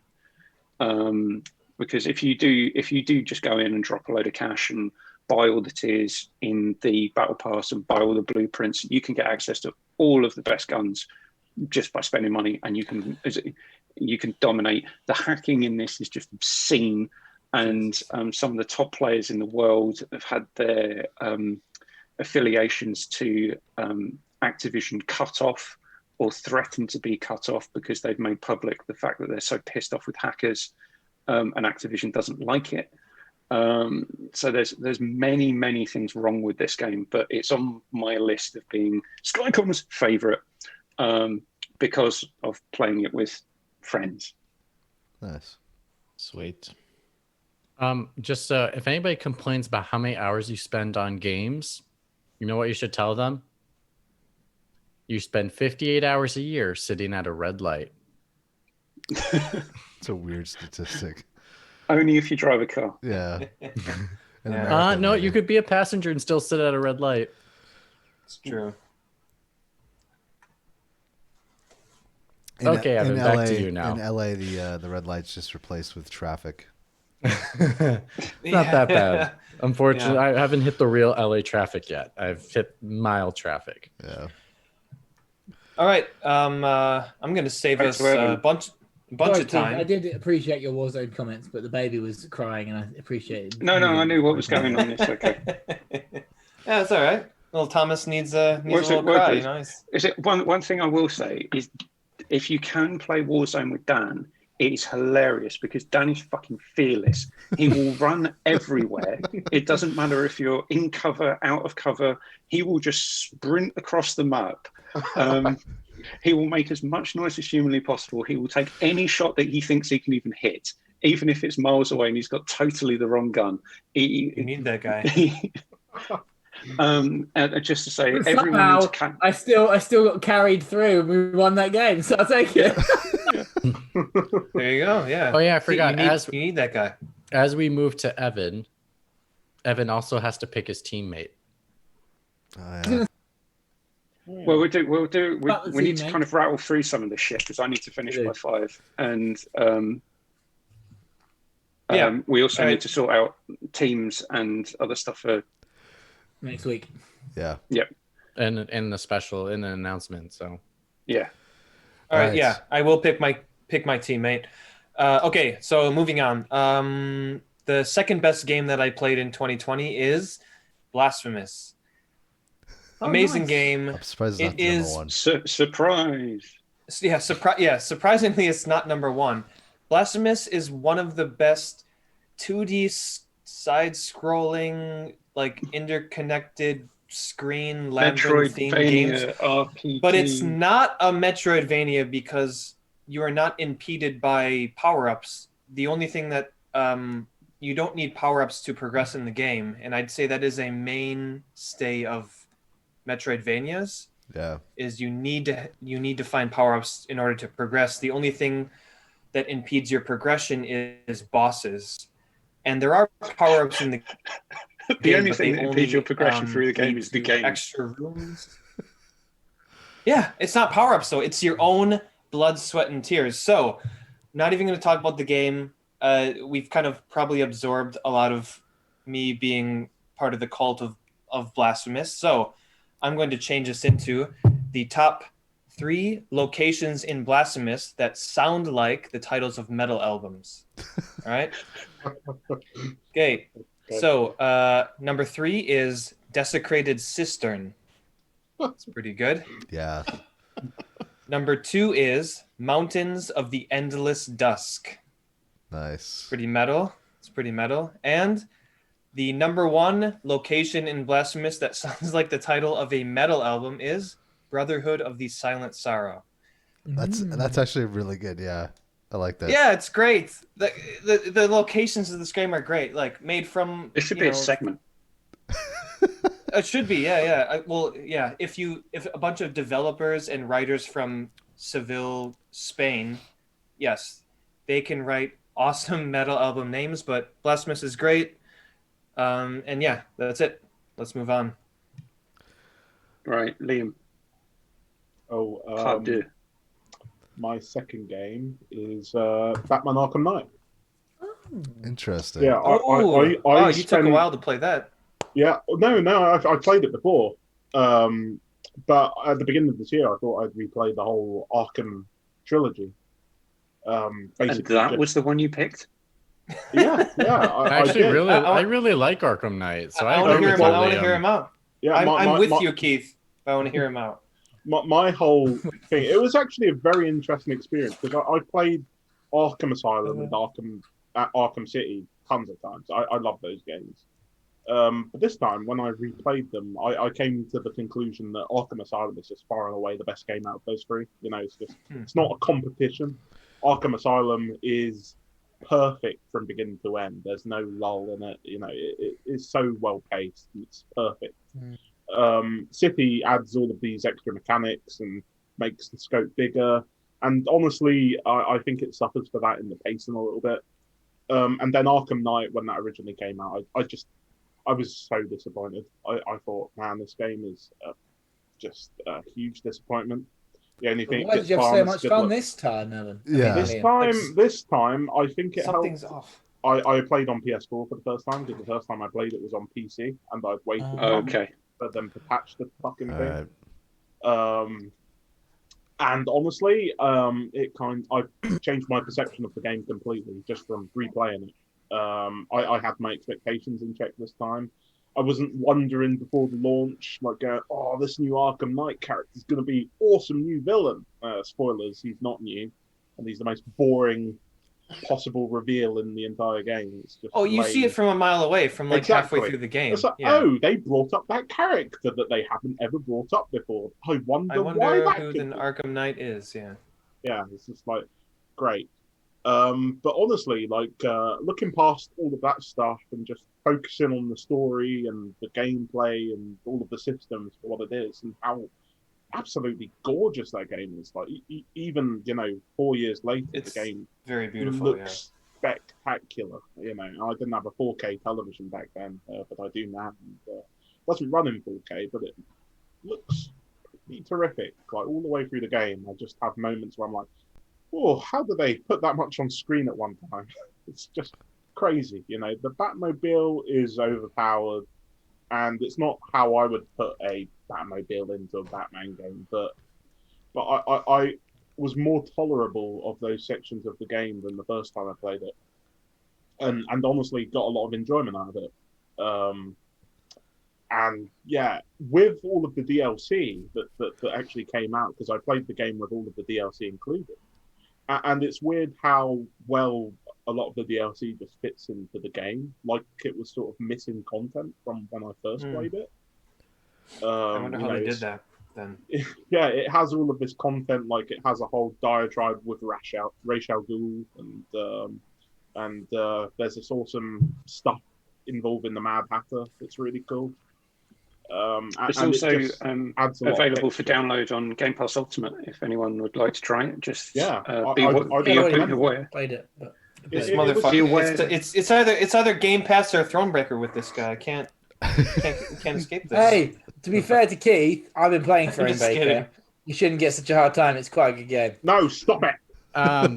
So hot topic, hot take. I agree with Liam about Arkham Asylum being the best of them. I think Arkham City is the worst of the Arkham City, game. or did you mean Knight? Nope, Arkham Knight I think Okay. is the second best I Arkham game. I think actually Arkham City is completely the agree worst. with you, Mitch. I completely agree with Interesting. you. I think it That- is. that It's, might be a it's, first. it's too large of itself and doesn't have enough focus on characters. And I think what Arkham Knight and also Arkham Knight and then Arkham Asylum, it's a little more condensed, which allows the villains to actually flourish. Whereas it feels like there are too many villains and not enough I agree with development for the character. That it's Matt, end the fucking Arkham stream. City- We can't Arkham- have anyone thinking that Arkham Knight with the fucking terrible Batmobile section is anything I would other actually than an and I abomination. disagree with you extremely, McWumble. I think that the Batmobile section is one. Actually, I love the Batmobile I think it's section. terrible. Yeah. I think it's great. I love the combat out of it. I love the change you of see, pace. This is the As thing. a final boss, I don't think it's an excellent choice. But everything else besides that, I think it would have got better rep if it wasn't the final boss was your combat in the Batmobile. He just left. But this is the thing, though, Mitch. If I need McWumble off the show, I just need to say this. Okay, that's good A to couple know. of months before I Um, played it, I would have been in complete agreement with Keith, and then I replayed it, and it completely just changed my perception of everything. I haven't gotten around to. I have the Return to Arkham collection or whatever. But I haven't gotten around to anything other than Asylum. Like I played. What are you talking about? You're such a hypocrite. You have Game Pass. You should be playing it on Game Pass Ultimate. You spend all that money on you. I'm just kidding. Go ahead. Well, no, but Have you ever I have heard of a that too. game but- called Got so many other Thronebreaker? games to play. That's the problem. Got so many. I filled up my hard drive in 2 days on Yeah. my Xbox because I was like, oh, another game I haven't played. It's fucking amazing. I Mitch, do- you want to I- talk about yours number 2? What? Oh, I just had one last point. Wait, sorry. It's just because I forgot to mention it. When the first game, how much the Joker is in that game, I saw as a huge problem when I first played it because Yeah. I wasn't expecting. I mean, nobody was. But upon replaying it, I enjoyed the Joker just being so prominent in that game a lot more because it's freaking hilarious and fun and twisted and an interesting dichotomy of Batman's personality. That him and Joker are forever intertwined. It's an amazing concept. Yeah, I think people just didn't get over. I agree it. with that. I agree with that. So sometimes expectations can really harm your opinion of the game, I think. Yeah. All right. Yeah. That's a great Mr. example. Dimper, what do you got? Oh, is it Mr. Dimper? I thought it was you, Mitch, next. No, I'm like one of the last. I was the last okay. one to go. I'll go. Another title that's been on PC only and will be coming to console later this year. You guys had already mentioned it, but I got round to playing Disco Elysium in February, and that is such a great game. And like, I am again similar to Hades. I am not the man to be playing RPGs, turn-based skill check games. It's got to be an action RPG usually to get me hooked in. So, I was a bit apprehensive about getting this. One of my friends recommended. I never will listen to this idiot, but this time I decided I will Who listen. was it? Who to what he recommended says. it? And I don't know if I'm still here. Am I? Yeah, you're still here. You are, yeah? Sorry. Yeah. Keith's gone there. Or maybe not. Okay. Oh no! Oh no! I'm not here anymore, am I? Well, you are, but you're not anymore. That was great. The question broken. All right, is it- we got to move. Who there a- wants to I'll go next? I'll do my next one. All right, Dan. Okay, all right, Dan. How about you? Again, I've just been sitting here thinking, God, I've played some really good games this year, or games I've really enjoyed. Like from Ghost of Tsushima up in the main story, and then the online with you, Evan. The amount of hours I like put in the space of 3 weeks into Dauntless, and I happily jumped back in. I got to level 15, wiped my save, went back up and started again. Like that, obviously had some good enjoyment there. But no, I'm leaving those off the list. Number 2 Okay, interesting. is in fact going to be The Last of Us Part 2. And I'm not going to talk about it because I talked about it lots, but that's my second. My first choice, which I won't say yet, surprised me. And I only recently finished it, but it surprised that it was. I was going to say, I was wondering if Last of Us Part 2 would be your first pick. So yeah, I'm a bit. I'm now interested to see what your first. So pick is. I'm not going to talk about it because we talked about Last of Us so many times. So the next person, but that's my number 2. I guess. All right, so Mitch. Mitch, yeah. No, it's you, Burkhoff. For my number 2? Your second one. I believe it is. Yeah. Oh, all right. Okay. My number 2, I'll go with Bloodstained, Ritual of the Night. So I was a huge fan of Symphony of the Night. Nice. But it was one of those games that I didn't play until long after it came out. And I was really surprised. So I bounced off of Bloodstained pretty hard originally, because that first boss that you fight on the end of the ship section is just ridiculous. Sucks. Yeah. And is probably one of the hardest bosses in the game, to be honest. But once you get past that, it opens up, and it is just a faithful sort of spiritual successor and continuation of the same type of Symphony of the Night style game, and really enjoyed it. So that'd be my number 2. Great, yeah.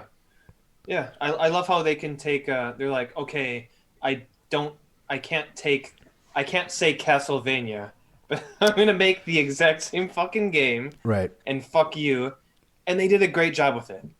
It is that game in essence. It is, yeah. It's just so much fun, yeah. Yeah. Going through that castle, yeah. Powering up, you get the second you get the double jump, you're like, all right, shit has changed. I feel way more powerful than I was before. Yeah, they do a really, really good job with that stuff. Yeah, I spent a good 30 minutes just fucking around with the shoes, the karate shoes. It's so much fun. Yeah, because when you do the half and they play with it more, because it's like Alucard is like, he's dignified and he's got a cape and this stuff. He's like, he's not gonna put karate shoes on and like kick, but in this game, they're like, fuck it, we're gonna put karate shoes on this chick and like have her kick like a Shih Tzu. Yeah, I like that they did that. The shard system is really interesting, and makes it pretty fun. Being able to level those up and swap them out, and there's like way more shards than I thought was ever going to be available. So like when you first start the game, you're like, oh, okay, maybe I'll have like 4 or 5 of these, or something like that. I missed anyone else say that terrible game mechanics are actually really good. No. We had me that I said The Last of Us Part 2. O-Taps was going to say something, but he died, so we're going to go back to him in a second. And now we're on Matt's pick. Yeah, talking about Bloodstained. So, yeah, I was just really surprised. Like the shard system's good. All of the Mitch. It has all of the deep RPG stuff with the equipment.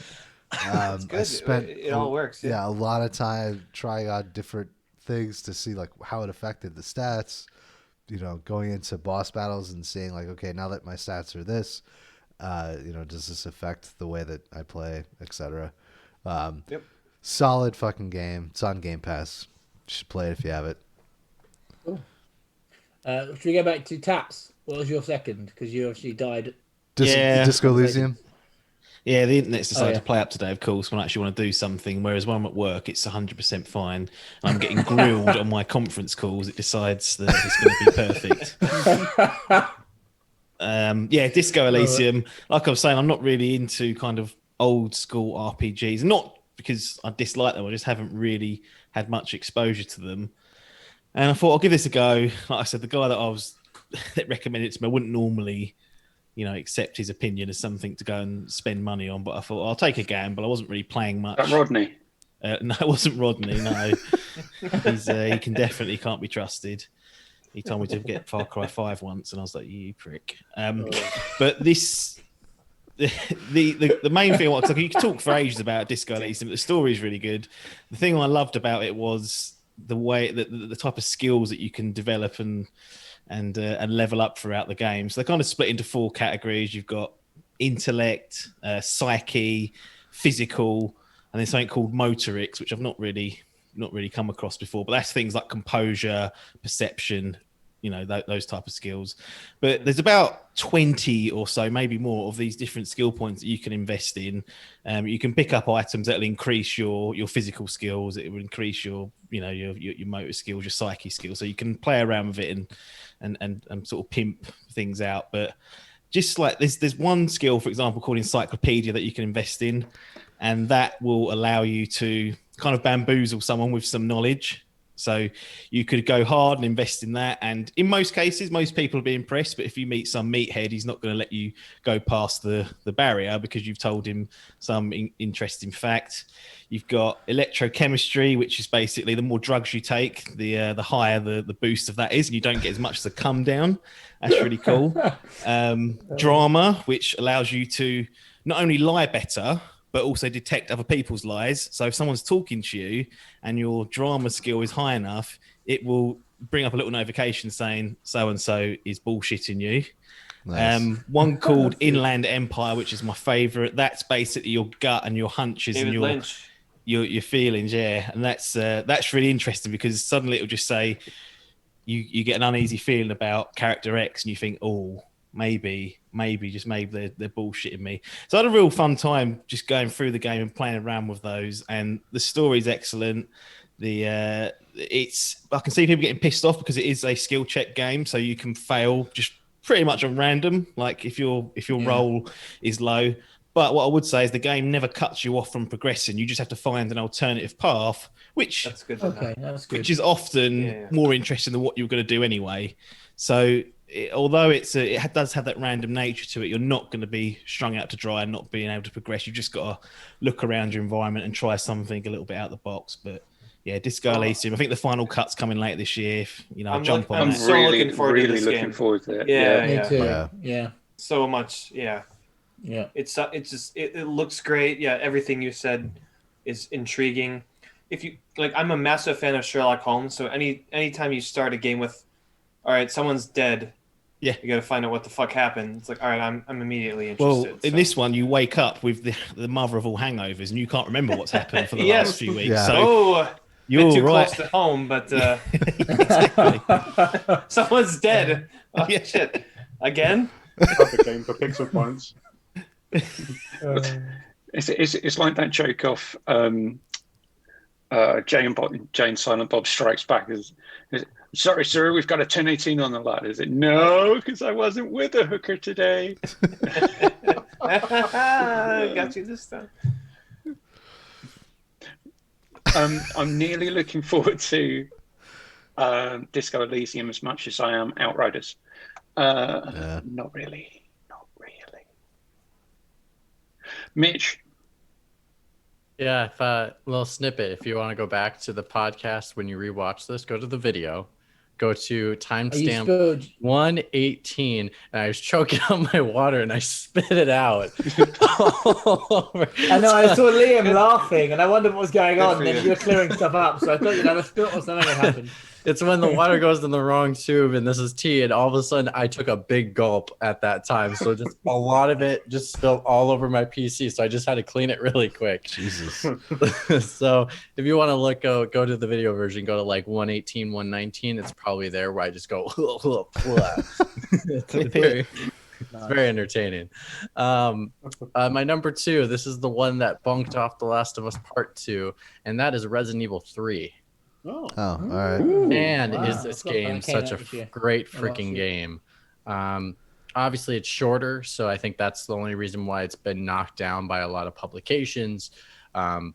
Again, the original is just as short, so I understand. I know they could have expanded further, and that's my preference, but I think they did a lot of good things. I think this is the direction I've always wanted for Resident Evil to go into. I think it marries current with the past. I love the puzzles that they do. The dodge mechanic is awesome. And, it is so amazing that you could go through that entire game almost and dodge every single enemy and not have to shoot anybody. That's how good the dodge mechanic can be if you're able to use it, anticipate it, understand your positioning. It's great. I freaking love it. What am I missing from that game? I'm a little disappointed to see Resident Evil 8 because I really Village. Because I really wished that they were making a new Resident Evil based off this kind of Resident Evil. Because I think this is a right way to go. And if you have not played it, go play it. The multiplayer is not great. It's not. Is it free on Game Pass? Probably free not. Game Pass. It's not free on Game Pass. I'll wait until it is. So I have to buy any games. That's the reason. Perfect. What's up, Otaps? I don't think there's any Capcom games on there right now, is there? No, I'm not sure. Capcom probably wouldn't agree to do such a thing. Hey, they all get when the money comes calling. They eventually cave. Yeah, and they'll laugh them out of the room like Nintendo did. The bitterness between Game Pass and Mitch is just as an owner of both now and never owning an Xbox before. I feel like I'm in the I can be critically for both of them. And to be fair, PlayStation 5's UI is 100% better. Oh yeah, the UI on the Xbox is their pretty first terrible. party games are much better because there's nothing to They play actually on have the Xbox some? first party. Yeah, exactly. Burn. And Sorry. the Sorry, controller is better, but Game Pass as a package for someone who doesn't care about playing the games that came out yesterday or today or whatever is amazing. Like, I can see why people want to. Taps. I'll let you talk in 2 seconds. I just want to rebuttal really quick, and then you're feel free to do it. No, I'll let you in a minute, Dip. You're good. The thing for me is that I think Game Pass is a great value for someone who has not owned an Xbox over the last 5 to 10 years. Sure. I don't think it's a good value if you've already played all those first party games. It's not as much of a value. It's not just first party games though, Yeah, especially with I Ultimate disagree now. because with I would EA, like to rebuttal I Mitch's never have to buy an rebuttal. EA game ever again. Yeah, I disagree with that. Because I would like to say I foolishly bought Bloodstained Ritual of the Night for Nintendo Switch, and then as soon as I found out that it was rough stuff. As soon as I found out it was available on Xbox Game Pass Ultimate, I took that Switch cartridge, put it back in its plastic box, and took that straight to the store to trade that shit in. Because I know that I could play it for free and I'll get some of the value that I bought back. Now, as a person that plays games like on day one, it has no value to me. Yeah, I get that. Yeah. I'm excited for Medium though, in a few Taps. weeks. That'll be good. Which comes out in 2.5 weeks. 2.5 weeks, yeah. Yep, and I will admit I'll buy Game Pass Ultimate so I can play it. Perhaps what are you going to say? I'm only going to ask Mitch if he played Resi 2 Yes. in 2019. Yes. Because this was a slight change of pace. I've played both, and I think on balance I preferred 2, but 3 I still enjoyed for what it was. It's tricky. So correction, Resident Evil 7 is on Game Pass. It is. Yeah, I was going to play Isn't it. it? I need to And unlike download Mitch, those first-person Resident Evils I like. I like this But, two but it styles. also is on PlayStation both. 5 collection, isn't it? Yeah, It's on PlayStation 5 collection as well. Yeah, I need to go back and play. Yeah, but Oh, yeah. some of us don't have a PlayStation 5, you selfish fuckers. Oh yeah, I played. That's all right. Thanks for bringing it up. I can log in for you and claim the games for you if you want, and then get banned. So I'm happy to do that. Hey, Keith. They fall are on the we- sword, yeah? To Are we answer, still doing the biggest Funny thing disappointment is, as well? OTAPs, Yeah, even we if will. you're Probably PlayStation not. 5, you can log in and What? claim the We'll just games. go- You'll claim them, you just can't play them. My brother's name been it claiming them quickly. every month. Right, everyone shut up because we need to move on. Well, I have to answer First Tim's things first. question. I got to answer Otap's question really quick. He said about difference between 1 and 2, 2 and 3, which one I prefer. It's a hard question. I think the mechanics in 3, because it's more of an action game, they do a good job of balancing that. If they were going to go in that direction, I would keep the mechanics of 3. But if they're going for the style of 2, I think 2 is really well done as well. So I think it depends on which method you want to go, but I think both are well created in regards to the mechanics as what they are given in the scope of the game. Perfect. Okay, Keith. McWomble, go. Right, Mitch. First things first. If you, I've got a free 14-day trial of Xbox Game Pass Ultimate. So if you've never used it before, I'll send you the code. I've used it before because I had to use it for then you can't Sifted, use it so then. I can't use it. Yeah. Right. Okay. So my An email address you can. Yeah, change your email address. There's ways around all of these things. Right. So my second game is Donut County. Oh, interesting. Oh, That's a good tell one. me all. I really good game. freaking love this game. It's really good. Yeah. It's a puzzle game, It's right? it's a puzzle game. The donut game. Kind of. It's not. a Well, it's donut actually game. it's actually a game about holes and dropping stuff through holes rather than donuts. Oh. So it is a puzzle game, but the writing is. I've not found myself laughing out loud It has a story.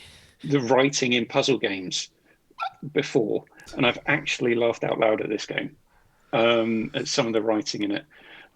The music is all. It was written. The music design, everything was done by one guy, as well. So Interesting. Oh, really? Interesting. The bastard. yeah, so he came up with the concept. He came up with the gameplay design. I don't think he did all the character designs. I'm not sure if he did all the coding, but he did do all the music, and he wrote it all himself as well. It is a funny, interesting puzzle game. It's not too long, so you can sit down in an afternoon and play it and finish it. And it is worthwhile going back and doing it again to see some of the stuff that you've missed. Also, if you're going to go for the Platinum Trophy, which is a relatively easy one, Very easy. it lets you do level select. So if you don't 100% do something on one stage, you can just hop back into that one and keep grinding. But it's challenging in the sense that it's rewarding, not challenging in the sense that someone's put something here to be difficult just to piss you off and make the game last longer. That's a good point. Yeah, that's 100% true. I was wholeheartedly surprised at how much just sheer simplistic enjoyment you can get from dropping stuff down holes. Does it? Is it Back one? of the box, man. Is it one of those puzzle games where you get like, here's one mechanic and then you do that for so many levels or so long, and then it's like, here's another mechanic, and then it makes it a little more complicated? And does it drop in that over time? Yeah, or- there's elements of that, and there's puzzles within puzzles. So it starts off just drop everything down the hole, and then you've got to do things like you need to do certain things in a certain sequence, and they give you tools to use. And there's all the time. So between each stage, you get a little snippet of dialogue around like a campfire scene that sets up the next stage. The trash panda economy comes up in it. Yes. I would suggest if this is, say, a tenner, pick it up. What game? Sorry, Keith, because I had to leave. Donut County. Yeah, it's Is great. it on Game Pass? No, but It's not, It's no. only $13 though. Has it even come over to Xbox yet? Yeah, It's short. don't It's think like so, 2 no. hours. It's like 2 yeah, hours. it's so on Xbox. take that for Okay. what you will. But Yeah, I think really I paid $9.99 for it, and I've played through it twice in full to get the platinum. So I didn't just go back and repeat one level over and over again. I played through the whole thing twice. Mrs. McWomble loves it as well, so there's a seal of approval. Slap that on the back of the box. Mrs. McWomble approved. Spouse approval. Currently $2.99 on. oh, Seriously. pick it up. on Fucking buy it right now. on Right now. Buy it while it's PlayStation on. Plus Oh. until the A 19th steal. of this month. Oh, Wow. wow. Wow. Okay. Bloody hell. Whoa, Play PlayStation it. Plus for the win. Yeah. Yeah, So I think I might get it is it. a great game. It's so $2.99 yeah, it's I can a afford really good time. That is Derrick Henry running it in from the 1 yard line and getting this for $2.99. Oh, yeah, that kind of sucks. I paid 15 quid for it when it came out. All right, speaking of subscriptions, for a nice segue, I just read this this morning and I couldn't stop laughing. It said, "I like to cancel my subscription to 2021. I've experienced the free 7-day trial, and I'm not interested." I love that. I like really how much tickling. Keith enjoyed that.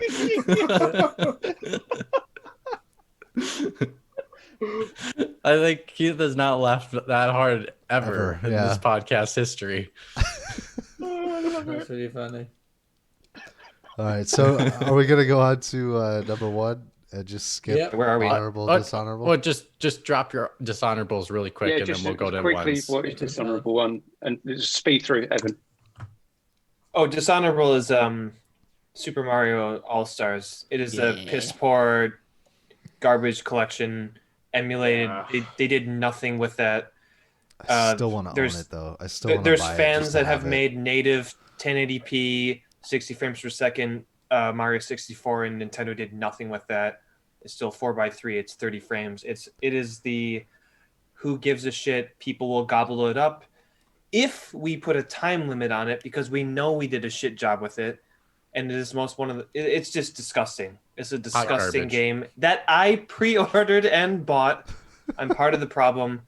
Not gonna do it again. It's absolutely disgusting. Yeah.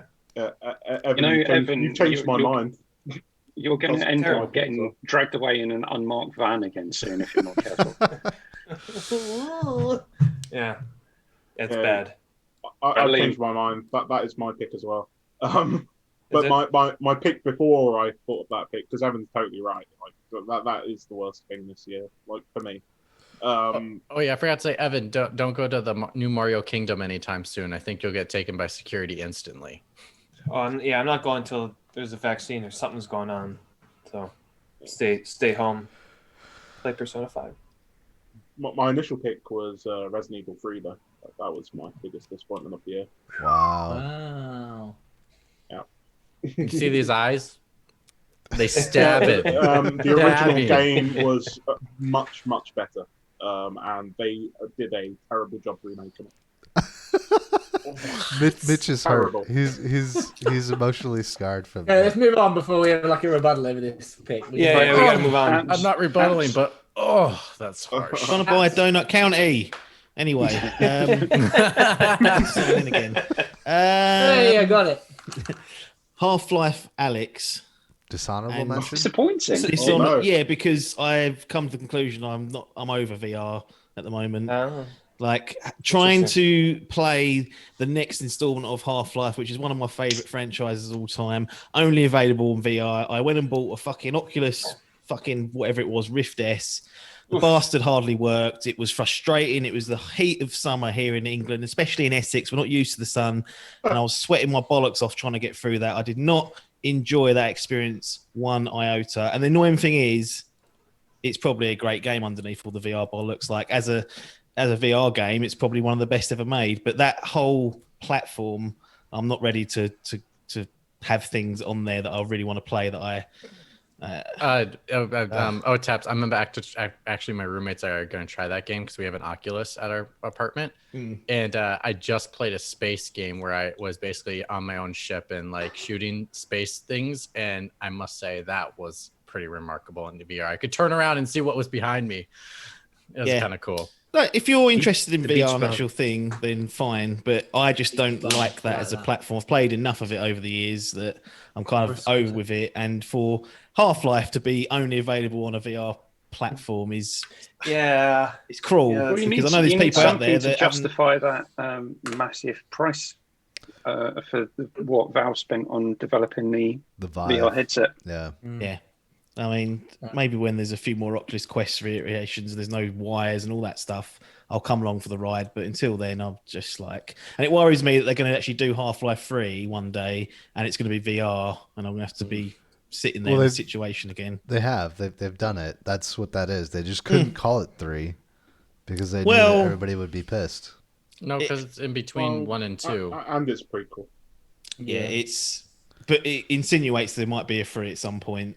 Like it's No, just certainly. give up. Just stop. Of course, they want not to. gonna happen. They want to keep No, the it's fans gonna happen. dangling, don't they? All right, Yeah. Dan, your turn. What's up? Yeah, it's tough. I actually had a few games that I hated this year, but I think one financially. This isn't I bought, hate. This is just kind of disappointment. Yeah, Or disappointed. meh, or What blah. goes in the pit of misery? Well, I suppose Hate's disappointed. okay. I'm gonna go with The Witcher 3 because I finally picked it up. Even though I only picked it up for £10, I played 10 hours and £1 an hour. I'll take it, and then I'm never playing it again. I'm really sad though because I did want to play the DLC, so I might have to look. I think you can. Oh, the jump DLC in is at so higher good. level, so I might have to do that instead, and just play watch it on Blood and Wine- YouTube. The Blood and I don't Yeah. care for watching videos. Other people play it. But I might jump in and play the Blood and Wine DLC, but we'll have to wait and see. But at the moment, I've got too many other games. So yeah, no, Witcher 3. No, thank you. Matt. Dishonorable mention: Rainbow Six Siege. I've bounced off of that game so many different times, and I've tried it twice this last year. So by so many different times, you mean twice? No, I tried it this year. I've tried it like pretty much every time that they come out with a new operator pack or whatever. There's usually like a free weekend that you could check it out.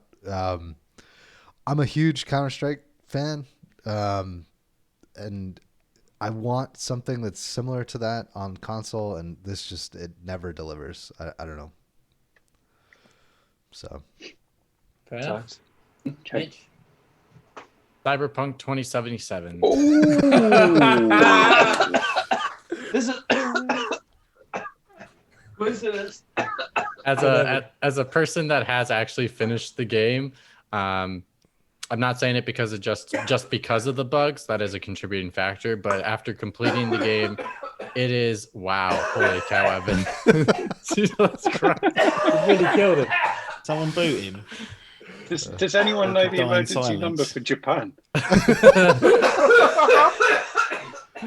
Is it Um, 888889999 89111911975? Jesus The Three. fact you remembered that in the IT crowd is ridiculous. Christ. I don't think it's the How correct did you number, remember but I know that? it's the right melody. But okay. Yeah. Sorry. I'm sorry.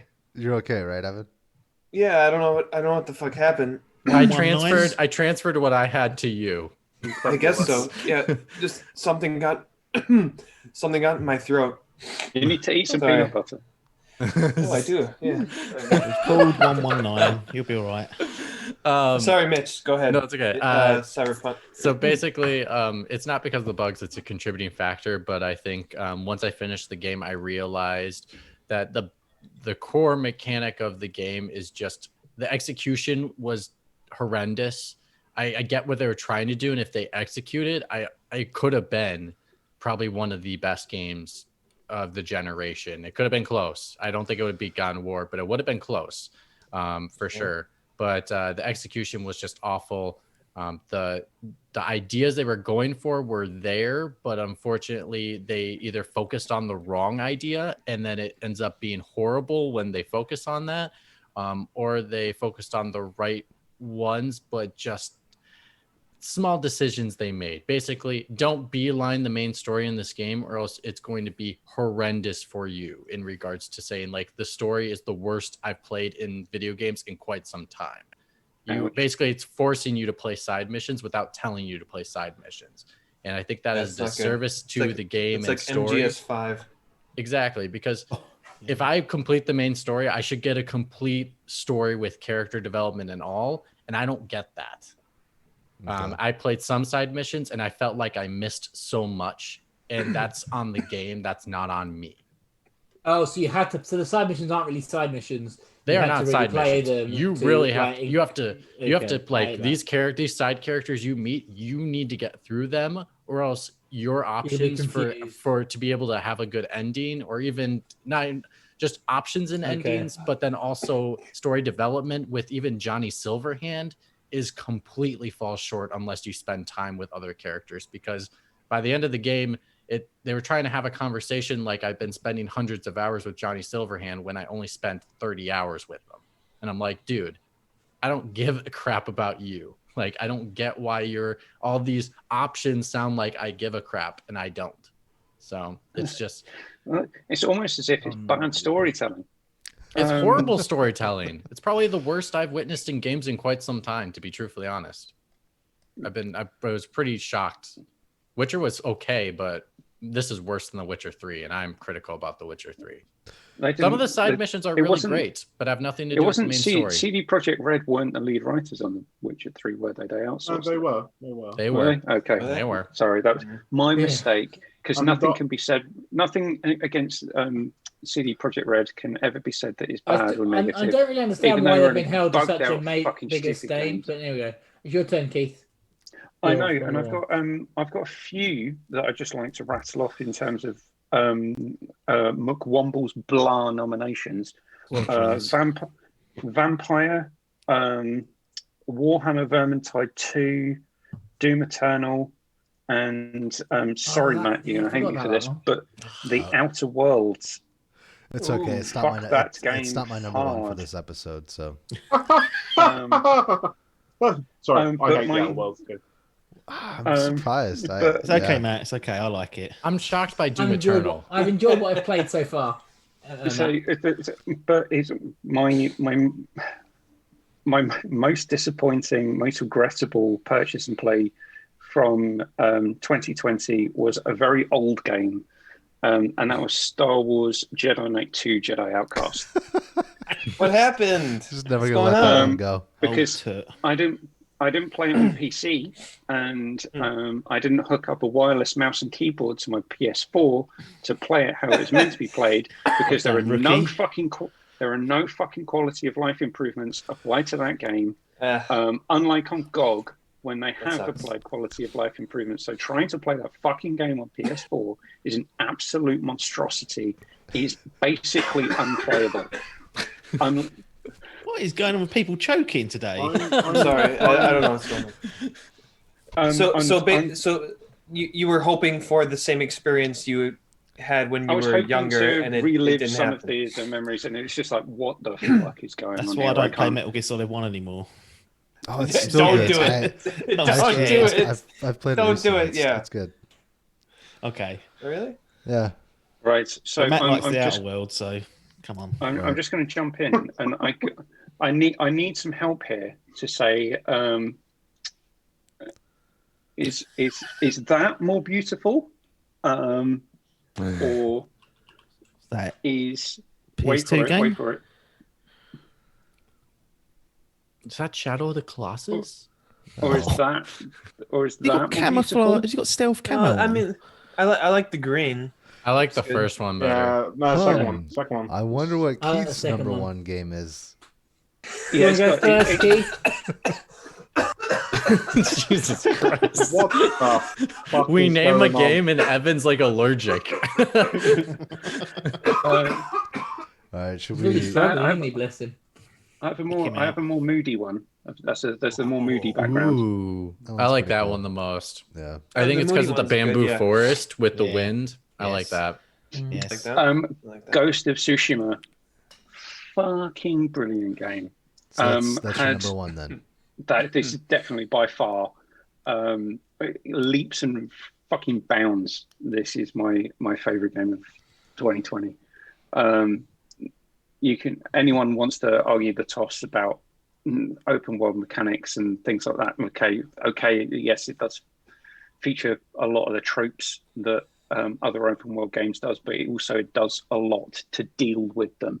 So you don't have a sea of icons just open up. The world opens up to you organically. But like I said last time, I'm not going to labour the point. If anyone wants to hear me gush over this fucking game, go and listen to our last episode, because I could quite happily gush over this game for the next 12 minutes. 12 or so minutes. Oh, go ahead. Yeah.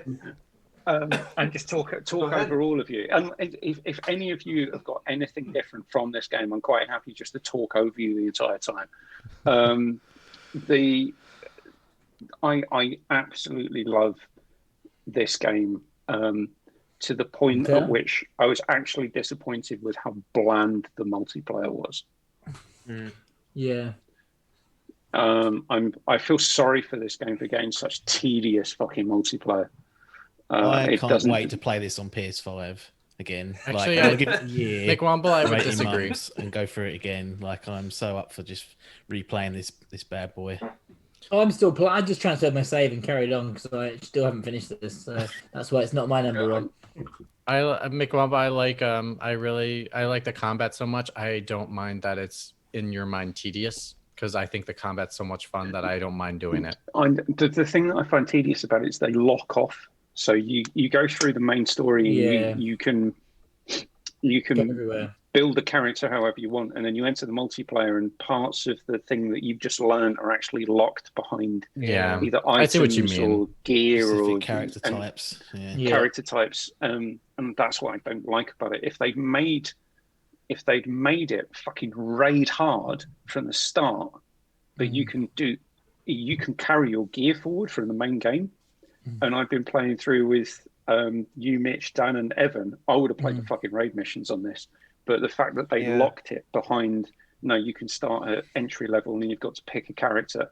No, that just really that killed it for me. But the Well, don't main worry, game, Keith. Me and Evan, we carried on. We got to 100, and then they fucked us by gating it with 4 people. When actually, if they had leveled it like every other single mission, up to that point, they leveled it with the players you had, and then they decided, oh, you've tried all that effort with 100. Oh, now unless you can get 4 people, you're fucked. That was what pissed me off. Well, at least you can get free costumes and look like Aloy or Kratos or person from Bloodborne. Or what's the final one? The final one is Shadow of the Colossus. Shadow of the Colossus. if Evan wouldn't mind, he was quite happy it was a half-naked assassin, which is another reason why this game needs more notoriety than it actually does. Some of the scenes in this game are hauntingly beautiful as well.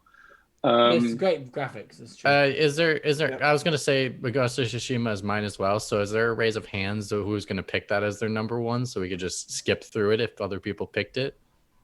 Because if you've got any better backgrounds as well, I'll okay. We got 2. All right. Evan, do we go next? Yeah. Evan, what's your number one? My number one game of fuck. I've polished off my 12 number one beers. game of fuck.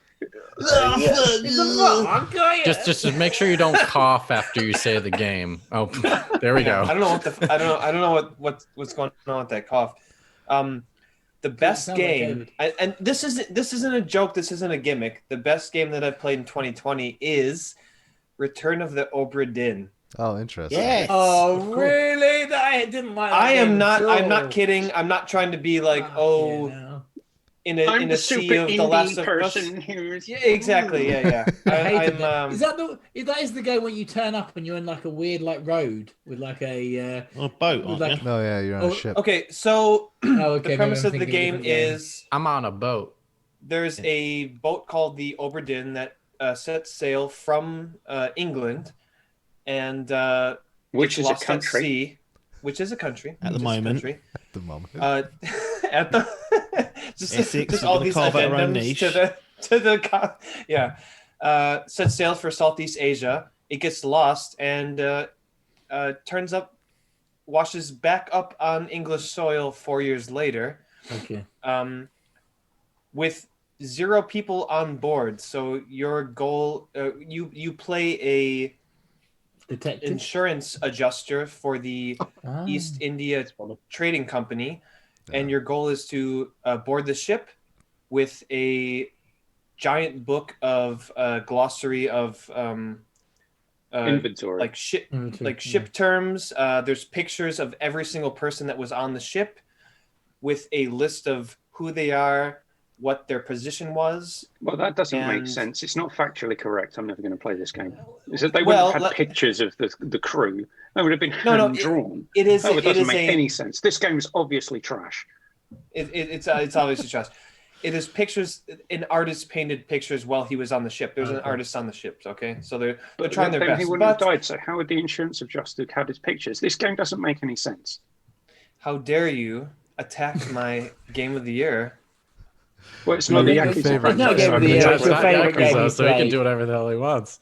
Yeah. So, it isn't Yakuza, is it? But anyways, so your goal is you have this glossary with blueprints of the ship, the names of all the people, where they're from, and what their position is, and you have this kind of thing. What is it called? Memento Mortem, which is this kind of a magical clock that you go on the ship, and anytime you find a dead body, which you will find many, you Memento put your Mortem reticle over. literally means moment of death.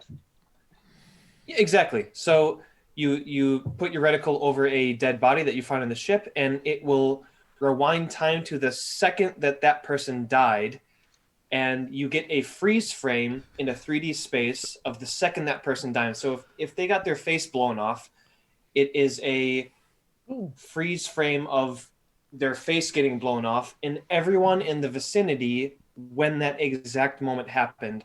And basically it's a giant Sherlock Holmes game where you're checking the blueprints of the boat. So when this happened, where were these people in the boat? Were they on top? Okay, so we're in this It sounds riveting compared to the feudal Japan game, where there's hauntingly beautiful scenes and deep storytelling. Let me rephrase it this way. If you like games like The Witness, wink, wink, or The Talos Principle, wink, wink, you will fucking absolutely love this game. Evan's been trying to get me to play this game, since I got my Xbox back in. Okay, is it on sale at the moment? If so, I'll get it along with Donut County. It's amazing. It's made by a single person, Lucas Pope, who made Papers, Please. Yeah, Oh, Papers, Please I is didn't know excellent. that. I love Papers, Please. That's why I want to play it. The reason, like, okay, you're trying to be like different and like you didn't pick The Last of Us Part 2 or anything like that. The reason I picked this game is I've played a open world third person action adventure game, whether it be Ghost of Tsushima or The Last of Us Part 2. And I've played a 2D kind of Metroidvania side-scrolling game like Blasphemous. I have never played a game like Return of the Obra the name of the game that I just forgot. Yes. I've never played. So it's first person, and you just already own it. You explore these 3D worlds where you're like, okay, this person died, and your main goal is you have to write down, and I think there's like 59 people on the boat. You have to find out their names, how they died, and how they were killed. That's it. And every time you find out 3 people, it is printed in ink in the book that you have. And there's like chapters, and it actually tells a full tale of like what the fuck happened with this ship. It left 4 years ago. It washed up on shore 4 years later. What happened in that time frame? It actually tells a full tale of how the hell this got back here. It was a very tragic tale. And just going back to it, the reason it's such a amazing tale of, oh, that's right, not every video game has to be a third person over the right shoulder shooter or any type of thing that we're very familiar with playing. Lucas Pope did a great job of saying, like, okay, I'm going to take how we move about in video games. I'll go first person, and I'm going to tell a tale and a story and how you interact with the world in a way that really hasn't been done. It's fucking amazing. It is one of the most interesting times I've had with a video game in a really long time, where it's like, oh, video games can do new things. It doesn't just have to be the same old fairly shit. short too, so right? Yeah, it's a quick experience. 10 hours I or less. finished it in about two sittings. So yeah, so there's that with it. Yeah. And So you will be like it going in this glossary referring to Critic Awards, and it got nominated. I think it got nominated for a BAFTA. Game Award. It's amazing. It sounds insanely pretentious, right? But like it really is a very, very different game. Well, that's why and you picked it. So well, yeah. Hey, I picked it over an easy platinum as well. Game. And is it easy platinum? It's a pretty easy platinum. You got to play it twice. That has to be in there. Yeah. Otherwise, Evan said it has to be on his list. It has to be a platinum, and he has to have finished it. Okay, so to finish this all off with, if you're kind of enjoy games where it's like a first person, you kind of poke and prod stuff, and you're interested in mysteries and whatever, the Talos Principle Birthright. or the Witness. This game is fucking great, and it's amazing. It really is my game of 2020. Next Hands time down. it's on sale. It's still $20 Cool. right Next now. time it's on sale. Liam. Seriously, Liam. I'm Yeah. severely interested in anyone of the people here that picks it up and plays it. What's your I'm game? downloading it now. But don't worry, I'll try to be a bit quicker than old David boys. It's so good. It is. It's such a good game. You It know is so what's also interesting. good, Evan? You know what else is good? 13 Sentinels, Aegis Rim. That's my number. Oh, I've Vanillaware. heard good things. Yeah, I've heard Vanillaware. very good things about it. I just I thinking back on my time with that game, I really, really, really like that game. It's freaking beautiful. It looks gorgeous. Like the art is so nice. It's not just the art; the animations that go with it. It's just so meticulously done. You know, you can really tell people put their heart and soul into that game. But the writing is so good as well. Like and the voice acting actually, the voice acting is really good. And I just love the game's appreciation and love of science fiction movies. And then it doesn't sort of rely on those movies. It sort of carves out its own sort of quite original sort of science fiction setting, I would say. That's good to know. And one of the best things about the game is it understands like the art of how to do a good twist. You know, Okay. you're playing like hours in, and the game's still. You think you know it all, but the game's still throwing like curveballs at you. And See, you it's have a me lot of interested, fun. but I know this is a JRPG. So it's kind of I'm so interested. It isn't an JRPG. It's like an adventure Yeah. point and click game mixed with a strategy game. Keep your eyes on it, Dan. It's basically like Oh, I love strategy games. if you mishmash XCOM That's me. and let's say it's kind of hard. It's like and a visual Liam, novel game. Is it a kind of game that if the baby cries, I can press pause, walk away, come back to it, happy days? Or do you get into moments where, like Last of Us 2, I would struggle to play with a child because there was parts where I couldn't actually feel like I could press pause, but you need to be in it, or is it one game I could go away? Ironically, you could pause this game at any point, apart from the last 2 hours of the fucking thing. Okay, Liam, that's fine. For some would reason, you say the game decides it's going to wrap up and then they won't let you pause for 2 hours, and I want to go to bed, but no, I need to watch the last. Well, 2 hours. that sounds like a very That's fine. Kojima type thing to do. Yeah. Liam, but- would this be the kind of game that someone might find available on Game Pass? Sadly not. PS4 I saw it exclusive, in right? I got it on a sale. Yeah, it's PlayStation 4 exclusive for the time Okay. being. That's But fine. I got it for 30 quid. And, So what no game, regrets. Liam? I did miss the beginning when you said the name. 13 Sentinels Aegis Rim.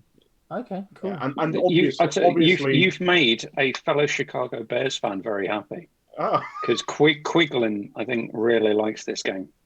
Shout out to Brian.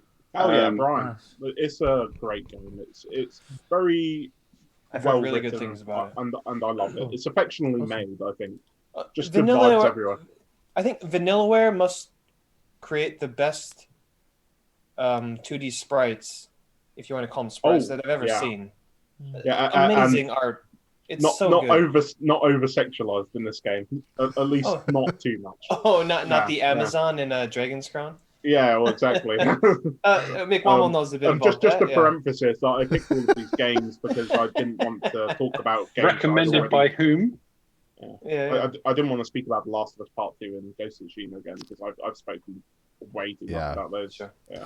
So yeah. I'm happy to hear that. I'm Right, really next. interested in that game. So Right, apps, go for it. Oh, absolutely. I mean, I could be pretentious and pick The Last of Us Part 2, but you know what the best moment of 2020 was for gaming for me?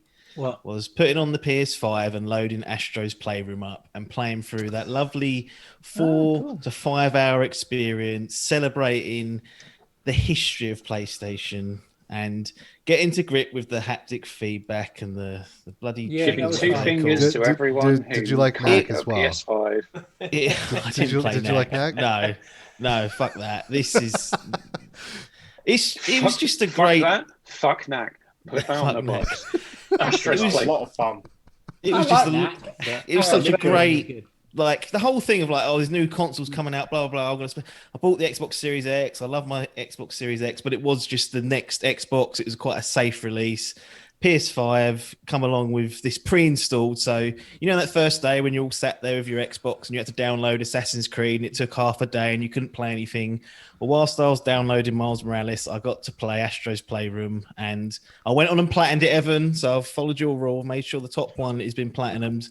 And it's just an excellent showcase. It's nice to see a company celebrating their brand and using the controller. I really want to play this, by the way. It's I've heard great so fun. many good things about it. Yeah, it's great fun. It's really good. And like what it does with the controller is mind-boggling. Yeah. Is it as good as Killzone Shadowfall? Absolutely. It's better. It's better, in my opinion. A bit better than that. Not better. Do you see what I'm getting on about though? Like, nobody's gonna be talking about this game in 2 years, dude. Well, you mean getting overhyped? No, I think they will. I think if you buy a PlayStation, the fact it's pre-installed on every system. Really if you buy a PlayStation, you need to learn the haptic feedback. I would advise you playing it before. Do you want to know the reason why? I was going to quickly just say, Burkoff, the only other thing is, they're not going to talk about it because people won't consider this a game. They consider it like a demo. Okay. Yeah. It's Like a a demo for the controller rather than. It's not, but it's what people would consider it. I am taking very a piss. competent I'm 3D platformer. The reason that I'm going to talk over Matt is because we need to talk over Matt. But one thing that I would say is I think this game may have some kind of longevity. And one of the reasons for that is the recent article from, I can't remember which magazine it was, but Microsoft asking their fan base, do you want similar style features to the PS DualSense controller? So there must be something happening there for Microsoft to take heed of what PlayStation are doing. That's fair. So maybe Astro's Playroom or Astrobot Playroom. Just Astro's Playroom. Astro's Playroom. That's not a euphemism. There's not any dodgy stuff going on there. It's a family game. Oh yes, it is. It's a family game. He's a family man. He dresses up in different suits, but there's nothing dodgy about that at all. It is, well, if Microsoft is paying attention to what Sony's doing, does that give this product more credence or longevity than it would get if it was just packed in and no one cared? Absolutely. Probably. I remember playing the PS4 pack-in version of this, and it was just there. Like, it was okay. I went through it and was like, okay, now that's finished. I'll play a proper controller. game. It basically it's amazing. Like I people will say this, but until you've got that controller in your hand and you're actually playing this game, you can't describe it to someone. You have to play it. The rumble features on the Series X controller are shit. Yeah, they're fucking awful. Are they? They're more annoying than they are actually helpful. Yeah, I usually turn that stuff off. Yeah. Can I talk about my game now? Can you? Sure, great. My game I finished yesterday, but I did start it in 2020, so I'm going to count it. Is oh damn it! That was not as fun because the bloody thingy blew. Hold it in front of your face. Damn it! It got spoiled. There you go. And sorry for the light coming through. I didn't see it. I don't. Miles Morales. Miles Morales. Oh, really? Okay. So I finished it yesterday. No, I wouldn't say my game of the year, but the game I enjoyed the most, I would say, this year. Oh, okay. But I say that very loosely because I played loads of games, I said at the beginning. There's about 6 or 7. It was really hard to pick for. But just thinking about it, I had lots of fun with it. And I enjoyed it like so much more than the original Spider-Man. I didn't finish the original Spider-Man, I'll be honest. Disclaimer. Because I just fell off of it. Whereas this game, the actual gameplay mechanics held me for longer. It was more interesting.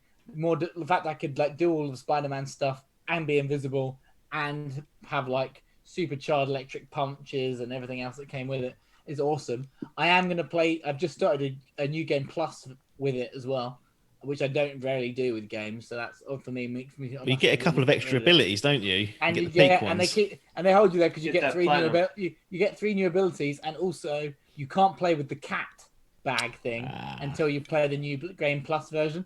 So I'm going to play back through with the cat in the back. Is there a dog bag thing? No, sadly not. Fuck that game. But no, I really enjoyed it, and I like the story.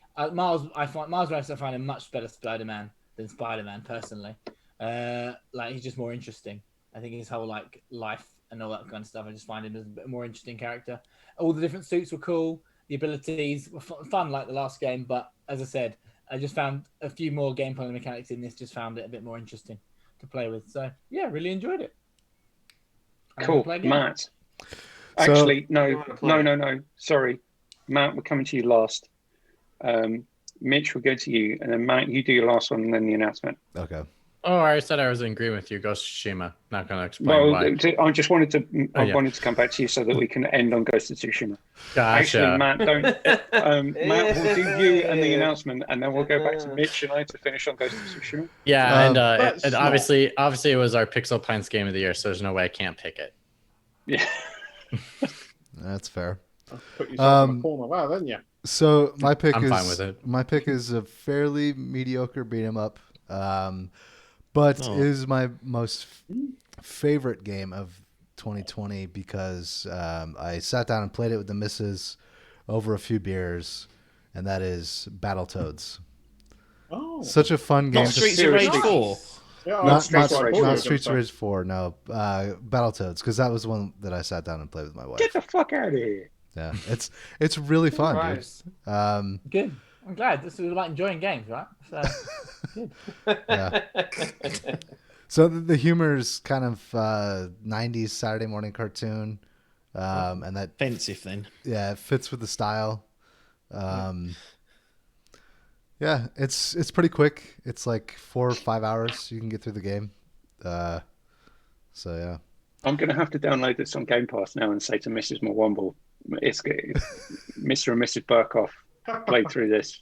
We need to make sure that Is it double We go couple through. certified? Yeah. It is. Double You need Yeah. to get more. You need to get more achievements as well. Yeah. But yeah, so the announcements that I was going to make, this will be my last Pixel Pints for at least the foreseeable future. I'm going on a hiatus. I'm passing the technical baton to Mitch, so he'll be doing the streaming for the show. The reason that I'm doing this is because I'm working on an art project. And if you've followed me on Twitter, you'd probably guess what it is that I'm working on. What's your Twitter handle? At Burkhoff. I actually haven't looked at your Twitter recently, Matt, so I'm no idea. Yeah. So, but I have, I feel bad because, this has been something that we've built over the last couple of years. So I will be available for special episodes. So if we're doing like an E3 thing or something like that, like I'll definitely come back on. E3, that's not happening. Well, maybe not, but well, virtually it will again. True. yeah. So stuff like So that. you'll be back on. You'll be back on for those 6 episodes for the virtual E3 from the 27 different. Maybe. Yeah, in the summertime. Could I convince you back when eventually your beer package arrives, Matt, just to do the beers that eventually will get there, or not? Just to do special beer episodes, Yes. even if they're not linked to this. Yeah, we can do Perfect. that as well. So Will you come hang out in the after show, which is my favourite bit? I might have to. Yeah. Depending on when you Yeah. guys do this, that's not. Well, it's going to be more dependent on Mitch's availability. Yeah, and less on mine. So When is Mitch- so what? So is that because the art project stops you because you've got other commitments now, or conflict? Well, or... I just need the time to do Basically, it. Matt got in touch with me and he said, Keith, if it weren't for you, I'd stay on. But the rest of these guys, they're a bunch of fucking assholes. They talk over me all the time. They talk over me. They don't appreciate me like you do. Frankly, I know you and I started this thing, and we thought it was going to be a great idea, but then all of these other dickheads got involved. He didn't say dickhead because that's more of a UK thing, and I may have just ad-libbed that bit. But he did say that he'd had a really nice time, except for whenever OTAPS was on. And then he Just also messaged me to say everything I told McWomble was a lie, and I really appreciate you over everyone else. No, and but will I think you do the technical stuff for me? And I'm I like, think yes. I think 2021, because 2020 was just such a shit year for everybody. I'm really looking forward to this year to improve myself in a lot of ways, and I would encourage anybody else that's out there that sees this, take this opportunity, because if you don't, then you're Quick pixel points. well, no, not the quick pixel points, but to do something that maybe you wouldn't have normally have done otherwise, you know. I agree. I mean, this is something that I've sort of been sitting Appear on on digital if you're for years, and it's always That's been one of good. those things that like, oh, I could do that, or I should do that, or you know, whatever. So this time I'm putting my foot down, and you know what, New Year's, I made the decision. I'm doing this. I got to make this happen. So best of luck, Matt. All joking Good luck, aside, man. best of luck, and I'm interested to see the updates. From this new project. So thank you. thanks. Thank you, mate. Seriously, in all honesty, and then we'll do a very special wrap up at the end where we'll ask you to say something and everyone else talk over you all at the same time. Yeah, that's the plan. In appreciation of everything that you've done. Oh wait, so over what's going the- to happen to the teams then? Because Burkhoff was a captain. Does that make me a Well, captain? that I get makes promoted. Mitch, no, that Why makes Mitch? Mitch He's a not. captain. Why is Mitch the Well, captain? I should get promoted since That- I was. I think we should go on the amount of. I think we should go about the most of episodes that people have been on, and I think actually No. at Pixel Pints, it's between me and Liam. No, for the it's next no, captain. it's dependent on availability, quizzes. and obviously, Mitch. Mitch will be there. is going to be there. So Mitch needs to true. be a captain, and then historically, Evan was part That's of the fine. original trifecta of Matt, Evan, and myself. So Evan needs to retain his captain status. And But then but we it still does- need. Evan still needs to pick. This means I'm homeless. No, it doesn't. It means that you need to be re-chosen by a new captain. I'm homeless. Team Megan can still exist. You just need to be chosen by Mitch. Yeah, it's true. So right. Don't We're look still at my waiting for Evan to performances pick, from last then. year. Just Before I need to go and start preparing dinner before I see the Buffalo Bills smash the Indianapolis shitbags. Evan, have you picked your teammate then? No, yeah, Evan, you need to pick your teammate. You can pick anyone, and then you. Oh, are we doing this now? Yes, You Well, had we a had week two to weeks. think about it. I don't know. Like we're fucking weaving in and out of Burkhoff leaving the show and talking about the Colts Yeah, but losing. now we're talking about I don't the know what's future. going on here. Matt's sowing the past. We need It's to so forget about this 2020, guy. Matt. Yeah. He's forgotten. He's forgotten about us. We need to forget about him. All right. Well, okay. Quickly. Initially, I thought we should shake it up, just for the sake of shaking it up. However, You can't because shake it up. It's just- Matt is not part of this, it's already shaken up. So I'm gonna go with the winning team. I'm gonna choose Dan as my Woohoo! So my partner Devin in will crime continue for to 2021. exist. yeah. Team We had a Devon. good. Hey, we had a good thing going. In why am I doing like Trump fucking movements as well? my we had a good thing going. Your hands are too big. Right. Yeah, sorry. Like, can I? Yeah. No, we did a good job in 2020, and I want to continue that on 2021. All right. Now, who are my options, Keith? Right. Right. So you've got Liam, who's basically been the next person who's been on the most episodes, and Liam has pretty much rescued Matt on a few occasions. True. Or Rafa. as well. Rafa. Or you've Yeah. got Rafa, or you've got Yeah. Monk's Q, and basically we make up the rest of the teams. But you're basically you're stuck with Liam. Well, unfortunately, I don't think I can pick Liam. Unfortunately, and this is only due to the fact that my availability on Saturday mornings is only available right now for a temporary amount of time because one of my clients had a potential COVID what's the word? Scare. Yeah. Exposure. That's the word. You're gonna have to Exposure. go with Rafa.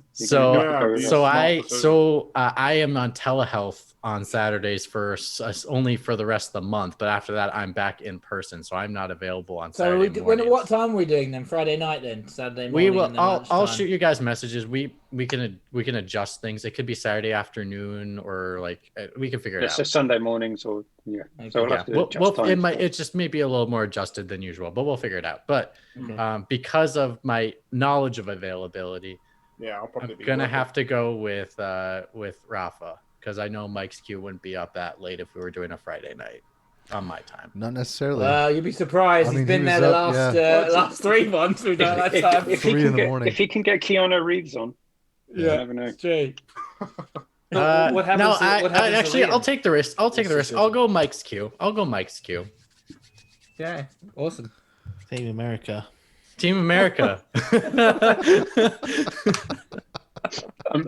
So is that going to be your team name? So we're going to have Team Devon versus Team America. No, it'll be McEwen.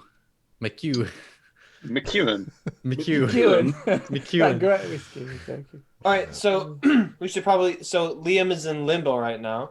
Well, when Liam is on, does he get to choose which team he? No, he will get designated a team by the quizmaster. Yeah, he'll get designated because then he won't choose me because I didn't choose him. Out of spite. Out of spite, every time he'll go, I'll never go with Mitch ever. Or he'll just get every question wrong because he might get designated to your team depending on the team structure. But I choose the final answer, so I wouldn't let him pick a wrong answer. That would be so dickish. That'd be really no, I know. Right. Are we doing? Matt, are we doing a Pixel Pints fantasy? Now, yes, we are. Matt's not doing it because Evan said he wasn't taking part. I'm just thinking there's a lot less of us now. You're really not losing much with me not participating because I always do shit every year anyway. So you can participate if you want to. Didn't you come second? You can. Technically, we're not doing the picks on the cast. We're doing the picks off cast and announcing the picks on cast. Okay. Yeah. So I was going to create graphics for it to show our picks once they're all selected. Yeah, and I've got a set of rules drawn up. Which... Ooh, a rule every round. Is this what it is? I love rule that. Every round. Yes, I love that. It was my favorite. Yeah, you do. So we've got five rule rounds and then five free picks. What I will say is, with Matt leaving, the after party will never be the same, in my opinion. Yeah, I just want to say that. Especially when you have some beers in them beforehand. The after party that Matt's brought us in over the last year during pretty dismal times in lockdown, I have to say, it's been fucking fantastic. To the point where I broke McWomble's before midday drinking rule, and me and Matt and Liam were on the stream from I think 9 a.m. till like 2 p.m. Just playing tunes through the fucking Zoom and having a great time. So I just wanted to thank you very much, Matt. It was fantastic. You're welcome. I think Apps has done that one time or another as well. Yep. He showed me how to cook chicken nuggets, so I'm happy with that. Yeah. I'm not saying goodbye to you, Matt, because I'll be talking to you. Yeah. I know I'll still be talking to you, but I mean, seeing every week and not seeing every week is different. You kind of we'll miss that big bushy beard of yours. Yeah. Yeah, the beard evolution's gone. Yeah. Maybe I'll try to. Maybe I can grow one in his place. No, I'd love to see that. Get out here. No. You look like you should have seen my facial hair yesterday. Like I shaved this morning before I came on the cast because it was bad. We love you. Very good. Very good. All right. So is that it? Are we out? Yeah. And your final. Your final. You need to your final. My final. Are we recording still? Yeah, we're still. We've been talking about fucking nonsense Your final for at speech, least 20 minutes. You must give us your That's final it. I don't really have anything else to say. And on that note, we love you. We're still recording? We're not even talking about anything. Okay, now we're done. Well, now we're on the outro. And it has to end with an epic call. this is giving people an insight into the after shows that they would never have seen. That we awarded ourselves the award for the best thing about doing this. Right. You should